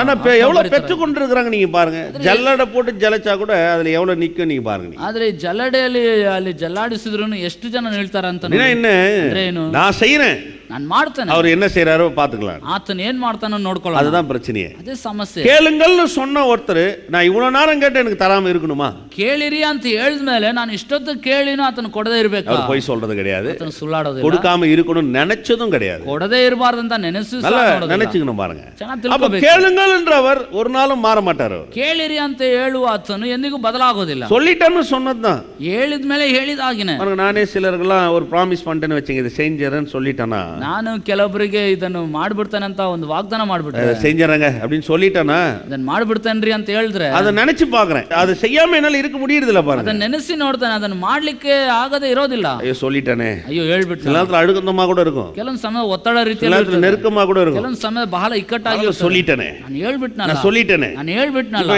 டைட்டா இருக்குது, ಬಹಳ ಇಕ್ಕಟ್ಟಾಗಿದೆಯಲ್ಲ, ஆனாலும் சொல்லிட்டேனே. ಆದ್ರೂ ನಾನು ಹೇಳ್ಬಿಟ್ನಲ್ಲ. சொல்லிட்ட ஒரு மனுஷன் அந்த சொல்லுல இருந்து பின்வாங்குறது சாதாரண ஒரு விஷயம். ನೋಡ್ರಿ, ಹೇಳಿದ ವ್ಯಕ್ತಿಯ ಹೇಳಿದ ಮಾತಿನಿಂದ ಹಿಂಜರಿಯೋದು ಅನ್ನೋದು ಸಾಧಾರಣ நீ ஒரு ವಿಷಯ. விஷயத்தை யாருக்கா சத்தியம் பண்ணிடுங்க, நான் தரேன்னு சொல்லிடுங்க. ನೀವು ಯಾರಿಗಾದ್ರೂ ಒಂದು ಮಾತನ್ನು ಕೊಟ್ಬಿಡ್ರಿ, ಇದನ್ನು ಮಾಡ್ತೇನ್ರಿ ಅಂತ. உங்களால தர முடியாம போயிடுச்சுன்னு வைங்களேன், ನಿಮಗೆ ಮಾಡ್ಲಿಕ್ಕೆ ಆಗದ ಒಂದು அவர் ಸ್ಥಿತಿ எதிரில வந்தாருன்னா நீங்களே கொஞ்சம் தனியா போயிடுவீங்க. ಅವ್ರ ಎದುರುಗಡೆ ಬಂದ್ರೆ ನೀವೇ ಸ್ವಲ್ಪ ಓರೆಯಾಗಿ ಹೋಗ್ಬಿಡ್ತೀರಾ. ಯಾಕೆ? அவர்கிட்ட பயமா, ಅವ್ರನ್ನ ನೋಡಿದ್ರೆ ಭಯನಾ, இல்ல அவர்கிட்ட ஏதாவது ஒரு மாதிரி அவமானமா, ಅಥವಾ ಅವ್ರು ಏನಾದ್ರು ಒಂದು ರೀತಿ ಅವಮಾನನಾ? நான் சொல்லிட்டேனே அதை செய்ய முடியாம போதேன்ற ஒரு உறுத்துதலே என்ன கொண்டு வந்துரும். ನಾನು ಹೇಳಿದ ಮೇಲೆ ಅದನ್ನ ಮಾಡ್ಲಿಕ್ಕೆ ಆಗದೆ ಹೋಯ್ತಲ್ಲ ಎಂಬಂತ ಒಂದು ಒತ್ತಡನೇ ನಮ್ಮನ್ನ இது சாதாரண மனிதனுக்கு ஏற்படுகிற காரியம். ಸಾಧಾರಣ ಮನುಷ್ಯನಿಗೆ ಏರ್ಪಡುವಂತ ಕಾರ್ಯ. கர்த்தர் சொல்றாரு, ಈಗ ದೇವ್ರು ಹೇಳ್ತಾನೆ, கேளுங்கள் நான் உங்களுக்கு தரேன்றாரு. ಕೇಳಿರಿ ನಾನು ನಿಮ್ಗೆ ಮಾಡ್ತೇನೆ. இப்ப பாருங்க, அவர் சொல்லிட்டு அதை செய்யாம போனானா நிச்சயமா உங்களுக்கு சொல்ல பாருங்க, உங்களை விட அவர் தூங்காம இருப்பார். ನೋಡ್ರಿ, ಆತನ ಹೇಳಿನೂ ಮಾಡದೆ ಹೋಗ್ಬಿಟ್ರೆ ನಿಮಗಿಂತಲೂ ಆತನೇ ಹೆಚ್ಚಾಗಿ ನಿದ್ರೆ ಮಾಡದೆ ಇರ್ತಾನೆ. அவர் அதை ஏன் தராம இருக்கிறாருன்னா அவருடைய மனம்தான். ಆತನ ಯಾಕೆ ಕೊಡದೇ ಇರ್ತಾನೆ ಅಂದ್ರೆ ಕೇಳುವಂತವರ ಮನಸ್ಸು. ಮಾರ್ಕನ ಸುವಾರ್ತೆ 4 அதிகாரம் 4ನೇ ಅಧ್ಯಾಯ. இயேசு போதிக்கிறாரு. ಯೇಸು ಬೋಧಿಸ್ತಾನೆ ನೋಡಿ. இயேசு போதிக்கிறாருனாவே ரொம்ப கருத்தா போதிப்பாரு. ಯೇಸು ಬೋಧಿಸ್ತಾನೆ ಅಂತ ಹೇಳಿದ್ರೇನೆ ಬಹಳ ಸಾರಾಂಶವುಳ್ಳದಾಗಿ ಬೋಧಿಸ್ತಾನೆ. அதனாலதான் எப்பவுமே சுவிசேஷ புத்தகத்தை ரொம்ப விரும்பி வாசிங்க. ಆದ್ರಿಂದಲೇ ಸುವಾರ್ತೆ ಪುಸ್ತಕನ ಯಾವಾಗಲೂ ಬಯಸಿ ಓದ್ರಿ. சில நேரத்தில் இந்த சுவிசேஷ புத்தகத்தில் சில ஓமைங்களை வச்சு நிறைய யோசிச்சிருப்போம், தியானம் பண்ணிட்டே இருப்பேன். ಕೆಲವೊಂದು ಸಾರಿ ಸುವಾರ್ತೆ ಪುಸ್ತಕದಲ್ಲಿ ಸಾಮ್ಯಗಳನ್ನಿಟ್ಟು ಬಹಳ ಯೋಚನೆ ಮಾಡ್ತಾ ಇರ್ತಾನೆ. ஏன் இயேசு இப்படி சொன்னாரு, ಯಾಕೆ ಯೇಸು ಇದನ್ನ ಹೇಳ್ದ, இந்த ஓமையில என்ன இருக்குது, ಈ ಸಾಮ್ಯದಲ್ಲಿ ಏನಿದೆ, நிறைய ஓமைகள் சொல்வார் இல்லையா, ತುಂಬಾ ಸಾಮ್ಯಗಳನ್ನ ಹೇಳಿರ್ತಾನೆ. இது ஒரு ஓமை, ಇದು ಸಹ ಒಂದು ಸಾಮ್ಯ. என்ன ஏன் இது அந்த மக்களுக்கு அப்படி டீச் பண்றாரு, என்ன அடங்கிருது, ಯಾಕೆ ಜನರಿಗೆ ಆ ರೀತಿ ಉಪದೇಶ ಮಾಡ್ತಾನೆ, ಏನಿದ್ರಲ್ಲಿ ಅಡಕವಾಗಿದೆ? வாசிக்கிறேன். ಓದ್ತೇನೆ ನೋಡಿ. 3வது வசனம், கேளுங்கள் விதைக்கிறவன் ஒருவன் விதைக்க புறப்பட்டான். 3ನೇ ವಾಕ್ಯದಿಂದ, ಕೇಳಿರಿ ಬಿತ್ತುವವನು ಬಿತ್ತುವುದಕ್ಕೆ ಹೊರಟನು. நிறைய ஜனங்க இருக்கிறாங்க, ತುಂಬಾ ಜನರು ಅಲ್ಲಿ ಇದ್ದಾರೆ. இப்போ அவங்களுக்கு டீச் பண்றாரு. ಈಗ ಜನರಿಗೆ ಬೋಧಿಸ್ತಾನೆ. இப்போ நான்லாம் வந்து பாருங்க, அவர் டீச் பண்ணிட்டு தான் உங்களுக்கு டீச் பண்றேன். ಇವಾಗ ನಾನು ನೋಡ್ರಿ, ಆತನ ಉಪದೇಶ ಮಾಡಿರೋದನ್ನೇ ನಿಮಗೆ ಉಪದೇಶ ಮಾಡ್ತೇನೆ. ஏன்னா அவர் அந்த காலத்தில் வரும்போது தேவ குமாரனா இருந்து தேவ மனுஷனா கீழே இறங்கி வந்து இப்போ அவங்களுக்கு சொல்லி கொடுக்குறாருன்னா எப்படி அழகா சொல்லி தரணும்னு சொல்லி தராரு. ಭೂಮಿಗೆ ಆತನ ಮನುಷ್ಯ ಕುಮಾರನಾಗಿ ಬಂದು சொல்லி தராரு பாருங்க. ಈಗ ಹೇಳ್ಕೊಡ್ತಾನೆ ನೋಡಿ. கேளுங்கள், ಕೇಳಿರಿ, ஒருத்தர் விதைக்கிறதுக்கு புறப்பட்டான் அப்படின்ற, ಬಿತ್ತುವವನು ಬಿತ್ತುವುದಕ್ಕೆ ಹೊರಟನು. அவன் விதைக்கையில் ಬಿತ್ತುವಾಗ சில விதை வழி அருகே விழுந்தது, ಕೆಲವು ಬೀಜ ದಾರಿಯ ಮೊಗ್ಗಲಲ್ಲಿ ಬಿದ್ದವು, ஆகாயத்து பறவைகள் வந்து அதை பட்சித்து போட்டது. ಹಕ್ಕಿಗಳು ಬಂದು ಅವುಗಳನ್ನು ತಿಂದು ಬಿಟ್ಟವು. சில விதை அதிக மண்ணில்லாத கற்பார் நிலத்தில் விழுந்தது, ಬೇರೆ ಕೆಲವು ಬೀಜ ಬಹಳ ಮಣ್ಣಿಲ್ಲದ ಬಂಡೆಯ ನೆಲದಲ್ಲಿ ಬಿದ್ದವು. அதற்கு ஆழமான மண் இல்லாததுனாலே சீக்கிரத்தில் முளைத்தது. ಅಲ್ಲಿ ಮಣ್ಣು ತೆಳ್ಳಗಿದ್ದರಿಂದ ಅವು ಬೇಗ ಮೊಳೆತವು. வெயில் ஏறின போதோ தீந்து போய் வேறில்லாமையினால் உலர்ந்து போயிற்று. ಆದ್ರೆ ಬಿಸಿಲೇರಿದಾಗ ಬಾಡಿ ಬೇರಿಲ್ಲದ ಕಾರಣ ಒಣಗಿ ಹೋದವು. சில விதை முள்ளுள்ள இடங்களில் விழுந்தது, முள் வளர்ந்தது, அதன் பலன் கொடாதபடி அதை நெருக்கி போட்டது. ಮತ್ತೆ ಕೆಲವು ಬೀಜ ಮುಳ್ಳುಗಿಡಗಳಲ್ಲಿ ಬಿದ್ದವು, ಮುಳ್ಳುಗಿಡಗಳು ಬೆಳೆದು ಅವುಗಳನ್ನು ಅಡಗಿಸಿ ಬಿಟ್ಟಿದ್ರಿಂದ ಅವು ಫಲ ಕೊಡಲಿಲ್ಲ. சில விதை நல்ல நிலத்தில் விழுந்தது, ஓங்கி வளர்கிற பயிராகி 1 30, 1 60, 1 100 பலன் தந்தது. ಇನ್ನು ಕೆಲವು ಬೀಜ ಒಳ್ಳೆ ನೆಲದಲ್ಲಿ ಬಿದ್ದು ಹುಟ್ಟಿ ಬೆಳೆಯುತ್ತಾ ಬಂದು 1 30ರಷ್ಟು, 1 60ರಷ್ಟು, 1 100ರಷ್ಟು ಫಲವನ್ನು ಕೊಟ್ಟವು. கேட்கிறதுக்கு காது உள்ளவன் கேட்க கடவன் ಎಂದು ಹೇಳಿ ಕೇಳುವುದಕ್ಕೆ ಕಿವಿಯುಳ್ಳವನು ಕೇಳಲಿ ಅಂದನು என்று அவர்களுக்கு சொன்னார் ಎಂದು ಅವರಿಗೆ ಹೇಳಿದನು. இதை நீ எடுத்தீங்கன்னா ಇದನ್ನು ನೀವು ತೆಗೆದುಕೊಂಡ್ರೆ என்ன இதுல வேற எதுவுமே கிடையாது பாருங்க. ಇದರಲ್ಲಿ ಏನಿದೆ, ಬೇರೆ ಏನಿಲ್ಲ. இதை பார்க்கும் போது இயேசு கிறிஸ்து நல்ல அக்ரிகல்ச்சர் பண்ண சொல்லி கொடுத்துக்கிறார். ಯೇಸು ಇದನ್ನು ನೋಡುವಾಗ ಒಳ್ಳೆ ವ್ಯವಸಾಯ ಮಾಡ್ಲಿಕ್ಕೆ ಹೇಳ್ಕೊಡ್ತಾರೆ. கேளுங்கள், ಕೇಳಿರಿ அப்படின்னு சொல்லிட்டு ஒரு விவசாயம் எப்படியா பண்ணலாம் அப்படின்ற ஒரு போதனை எடுக்கிறார். ಒಂದು ವ್ಯವಸಾಯ ಹೇಗೆ ಮಾಡಬಹುದು ಅನ್ನೋದ್ರ ಕುರಿತು ಒಂದು ಬೋಧನೆ ಮಾಡ್ತಾನೆ. நீங்க சண்டே காலையில இங்க வரீங்க, இல்ல இப்போ வந்துக்கிறீங்கன்னு வைங்களேன், ಭಾನುವಾರ ಬೆಳಗ್ಗೆ ಬರ್ತಿದ್ದೀರಾ ಅಥವಾ ಇವತ್ತು ಸಂಜೆ ಬಂದಿದ್ದೀರಾ, நான் உங்களுக்கு சொல்லி தரேன், ನಾನು ನಿಮ್ಗೆ ಹೇಳ್ಕೊಡ್ತೇನೆ. கேளுங்கள். ಕೇಳಿರಿ. விதைக்கணும்னா எப்படி விதைக்கணும் தெரியுமா? ಬಿತ್ತಬೇಕಂದ್ರೆ ಹೇಗೆ ಬಿತ್ತಬೇಕು யோசிப்பீங்க, ನೀವೇನು ಯೋಚಿಸ್ತೀರಾ? நம்ம ஏதோ பைபிளை கீபிளை சொல்லி கொடுப்பாரு, கடவுளை பற்றி சொல்லி கொடுப்பாரு, சுகம் அளிப்பார், ஏதோ ஒன்று போதிப்பார்னு வந்தால் இவர் என்ன நல்ல நிலத்தில் விதை, முள்ளுள்ள இடத்துல விதை, கற்பாரியில் விழும், இப்படி பேசிட்டு இருக்கிறாரு. ಇವ್ರೇನಪ್ಪ ಇಲ್ಲಿ ದೇವ್ರ ಆಲಯಕ್ಕೆ ಬಂದರೆ ಏನಾದ್ರು ದೇವ್ರ ವಾಕ್ಯ ಬೋಧಿಸ್ತಾರೆ, ದೇವ್ರು ಎಂಥವನು ಸೌಖ್ಯ ಪಡಿಸ್ತಾರಂತ ಇಲ್ಲಿ ಬಂದರೆ ಹೇಗೆ ಬಿತ್ತೋದು, ಒಳ್ಳೆ ನೆಲ ಅಂತಿದ್ದಾರೆ, ಮುಳ್ಳು ಗಿಡಗಳಲ್ಲಿ ಬಿದ್ದಿದೆ ಅಂತ ಹೇಳ್ತಿದಾರಲ್ಲ. எப்படி அந்த ஜனங்க எதுக்கு இயேசு கிட்ட வந்தாங்க? ಆ ಜನರು ಯಾತಕ ಯೇಸು ಬಳಿ ಬಂದ್ರು? எல்லாம் பெற்றுக்கொள்ள வந்திருக்கிறாங்க. ಎಲ್ಲರೂ ಹೊಂದಿಕೊಳ್ಳೋದು ஜனங்கள் அங்க இருக்கிறாங்க. ಅಲ್ಲಿ ಬಹಳ ಜನರ ಗುಂಪಲ್ಲಿದೆ. இப்ப திரளான ஜனங்கள் இப்ப வந்திருக்கிற காரணமே பெற்றுக்கொள்ளணும். ಜನರ ಗುಂಪೆ ಬಂದಿರೋ ಕಾರಣ ದೇವರಿಂದ ಏನಾದ್ರು ಹೊಂದಿಕೊಳ್ಳಬೇಕು. ஒருத்தனுக்கு சுகம் தேவைப்பட்டிருக்கலாம், ಒಬ್ಬರಿಗೆ ಸೌಖ್ಯತೆ ಬೇಕಾಗಿರಬಹುದು, இன்னொருத்தனுக்கு குடும்பத்துல கணவன் கிட்ட பிரச்சனையா இருந்திருக்கலாம், ಇನ್ನೊಬ್ಬರಿಗೆ ಕುಟುಂಬದಲ್ಲಿ ಗಂಡನ பிள்ளை கிட்ட பிரச்சனையா இருக்கலாம், ಮಕ್ಕಳ ಬಳಿ ಸಮಸ್ಯೆ ಇರಬಹುದು, ஒரு சிலருக்கு பண தேவைகளா இருக்கலாம், ಅವರಿಗೆ ಹಣದ ಅಗತ್ಯತೆ ಇರಬಹುದು, சரீர தேவைகள் இருக்கலாம், ಶಾರೀರಿಕ மன ரீதியா சமாதானம் இல்லாம இருக்கலாம், ಮಾನಸಿಕವಾಗಿ ಸಮಾಧಾನ நிறைய பேர் அவர்கிட்ட பெற்றுக்கொள்ளணும் வந்திருக்காங்க. ತುಂಬಾ ಜನರು ಆತನಿಂದ ಹೊಂದಿಕೊಳ್ಳೋದಕ್ಕಾಗಿ ಬಂದಿದ್ದಾರೆ. ஏன்னா அவர் சுகம் கொடுக்கிறவர் எல்லாருக்கும் தெரியும். ಯಾಕೆಂದ್ರೆ ಆತನು ಬಿಡುಗಡೆ ಕೊಡುವವನು ಅನ್ನೋದು ಎಲ್ಲರಿಗೂ ಗೊತ್ತಿತ್ತು. கேளுங்கள் கொடுக்கப்படும் போதிக்கிறவர் அவர். ಯಾಕೆಂದ್ರೆ ಕೇಳಿರಿ ನಿಮಗೆ ಕೊಡಲ್ಪಡ್ತದೆ ಅಂತ ಬೋಧಿಸುವ ಆತನು. இவ்வளவு ஜனம் அவர்கிட்ட கேட்கிறதுக்கு எதுக்கு வந்தாங்கன்னா ஏதாவது கேட்டு அவர்கிட்ட பெற்றுக்கொள்ளலாம் தான் வந்திருக்காங்க. ಈಗ ಇಷ್ಟು ಜನರು ಯಾಕೆ ಹೊಂದಿಕೊಳ್ಳಿಕ್ಕೆ ಬಂದಿದ್ದಾರೆ? ಏನಾದರೂ ಕೇಳಿ ಆತನಿಂದ ನಾವು ಪಡ್ಕೊಳ್ಳಬಹುದು ಅನ್ನೋ ಕಾರಣಕ್ಕೆ ಬಂದಿದ್ದಾರೆ. அப்படியே இவர் வந்து வேற மாதிரி பேசிட்டு என்னம்மா வேணும், வாக்கியூல நில்லுங்க, சுகம் வேணும்லாம் இந்த பக்கமா, பணம் வேணும்லாம் இந்த பக்கமா, குடும்ப பிரச்சனை இந்த பக்கமா, கணவன் பிரச்சனை இந்த பக்கமா கியூ நிக்கல. ಆದ್ರೆ ಇಲ್ಲಿ ಈ ರೀತಿ ನಿಲ್ಲಿಸಲಿಲ್ಲ. ನೀವು ಬಿಡುಗಡೆ ಬೇಕಾದ್ರೆ ಈ ಕಡೆ ನಿಲ್ರಿ, ಹಣದ ಅಗತ್ಯತೆ ಇರೋರು ಈ ಸಾಲಲ್ಲಿ ನಿಲ್ರಿ, ಕುಟುಂಬದ ಸಮಸ್ಯೆ ಎಲ್ಲ ಇನ್ನೊಂದು ಸಾಲಲ್ಲಿ ನಿಲ್ರಿ, ಆ ರೀತಿ ಏನು ಮಾತಾಡಲಿಲ್ಲ. ಆರಂಭಿக்கிறாரு, ಏನ್ ಪ್ರಾರಂಭಿಸ್ತಾನೆ? கேளுங்கள், ಕೇಳಿರಿ. எப்படி இருக்கும் நீங்க நினைக்கிறீங்க? ಹೇಗಿರ್ತದೆ? இதை நான் பண்ணனா என்ன பைத்தியக்காரன் என்றுவீங்க. ಇದನ್ನ ನಾನು ಮಾಡಿದ್ರೆ ನಾನು ನೋಡಿ ஆனா இயேசு சொன்னானா எல்லாம் கை கட்டி அமைதியா கேக்குறீங்க. ಯೇಸು ಹೇಳಿದ್ರೆ ಕೈ ಕಟ್ಟಿ ಮೌನವಾಗಿ ಕೇಳ್ತೀರಾ. அவர் என்ன பேசுறாருன்னா, ಅದನ್ನ ಏನ್ ಮಾತಾಡ್ತಾನೆ? இவ்வளவு பிரச்சனையோட வந்திருக்கீங்க இல்லையா, ಇಷ್ಟು ಸಮಸ್ಯೆಯಿಂದ ಬಂದಿದ್ದೀರಲ್ಲ, நான் தர சித்தமுள்ளவனா, ನಾನು ಕೊಡಲು ಸಿದ್ಧ, நான் மாறதே கிடையாது, ನಾನು ಬದಲಾಗೋದಿಲ್ಲ. எல்லா ஜனங்கள்லாம் கொஞ்சம் நல்லெல்லாம் பிச்சுன்னு உட்காந்துருக்குறாங்க. எல்லாருக்கும் என்னடா இவர் எப்படி விதைக்கிறதை பற்றி பேசுகிறாரு, நல்ல நிலம், முள்ளுள்ள நிலம், கற்பாறை, வலியா இருக்கு, இப்படி பேசிட்டு இருக்கிறாரு. நல்லா கொஞ்சம் யோசிச்சு உட்காந்துருக்குறான், ஒருத்தன் பேசிட்டு இருக்காரு. ಎಲ್ಲರೂ ಒಂದು ರೀತಿ ತಲೆ ಕೆರ್ಕೊಂಡು ಪಕ್ಕದಲ್ಲಿರೋ ಯೋಚನೆ ಮಾಡ್ತಾ ಕುಳಿತಿದ್ದಾರೆ. ಏನಪ್ಪ ಇವರು ದಾರಿ ಮಗ್ಳು ಅಂತಾರೆ, ಮುಳ್ಳು ಗಿಡ, ಬಂಡೆ ಮೇಲೆ ಒಳ್ಳೆ ನೆಲದಲ್ಲಿ ಬಿತ್ತಂತ ಬೀಜ ಅಂತ ಹೇಳ್ತಿದಾರಲ್ಲ ಅಂತ ಒಬ್ರಿಗೊಬ್ರು ಮಾತಾಡ್ಕೊಳ್ತಿದ್ದಾರೆ. இப்போ எல்லாம் அங்கே ஒருத்தருக்கு கொஞ்சம் குழப்பறதுல இயேசு தனித்திருக்கிறார். ಇವಾಗ ಎಲ್ಲರೂ ಆ ಗೊಂದಲವಾದ ವಾತಾವರಣದಲ್ಲಿರುವಾಗ ಯೇಸು ಪ್ರತ್ಯೇಕವಾಗಿದ್ದಾನೆ ಅಲ್ಲಿ.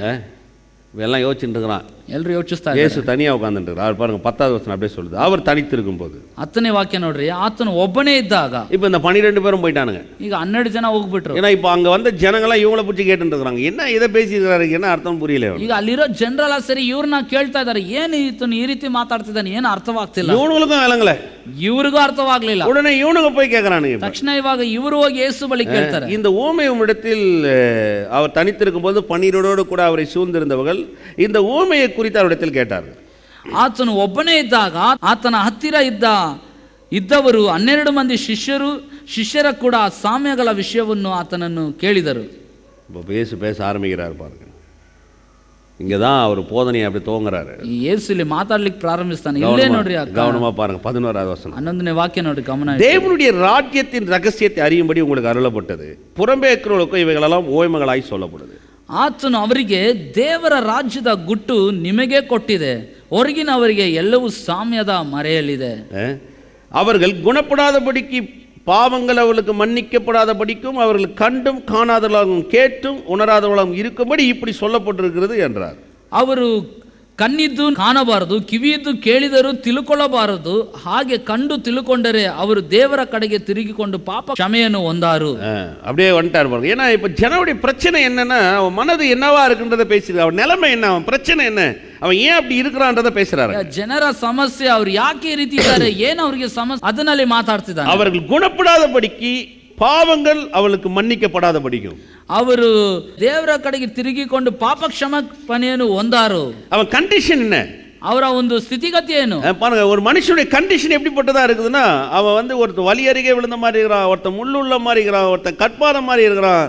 அவன் நிலைமை என்னன்றதை பேசுறாரு. ಮನುಷ್ಯರ ಸ್ಥಿತಿಗತಿ ಏನಾಗಿದೆ, ಒಬ್ಬನು ದಾರಿ ಮಗ್ಗಳಲ್ಲಿ ಬಿದ್ದಾಗೆ, ಇನ್ನೊಬ್ಬನು ಮುಳ್ಳು ಗಿಡಗಳಲ್ಲಿ ಬಿದ್ದಾಗೆ, ಇನ್ನೊಬ್ಬನು ಬಂಡೆ ಮೇಲೆ ಬಿದ್ದ ಅಂತ ಅವರ ಮನುಷ್ಯರ ಸ್ಥಿತಿಗತಿಯನ್ನು ಮಾತಾಡ್ತಿದ್ದ. ಅವನ நிலைமை இப்படி இருக்கிறதுனால அவனுக்கு இதெல்லாம் ஊமைகளா நான் பேச வேண்டியதா இருக்கு. ಅವನ ಪರಿಸ್ಥಿತಿಗಳು ಈ ರೀತಿ ಇರೋದ್ರಿಂದ ಅವನಿಗೆ ಸಾಮ್ಯದ ರೂಪದಲ್ಲಿ ನಾನು ಮಾತಾಡಬೇಕಾಗಿದೆ. அடுத்து பேசுறாரு. ನಂತರ பின்பு அவர் அவர்களை நோக்கி, ನಂತರ ಆತನು ಅವರನ್ನು ನೋಡಿ அவர் நோக்கி, இந்த ஊமையை நீங்க அறியவில்லையா, அறியாவிட்டால் மற்ற ஊமைகளை எப்படி அறிவீர்கள். ಆಮೇಲೆ ಆತನು ಅವರಿಗೆ ಹೇಳಿದ್ದೇನೆಂದರೆ, ಈ ಸಾಮ್ಯದ ಅರ್ಥ ನಿಮಗೆ ಗೊತ್ತಾಗಲಿಲ್ಲವೋ? ಹಾಗಾದ್ರೆ ನಾನು ಎಲ್ಲಾ ಸಾಮ್ಯಗಳನ್ನು ಹೇಗೆ ತಿಳ್ಕೊಂಡಿರಿ?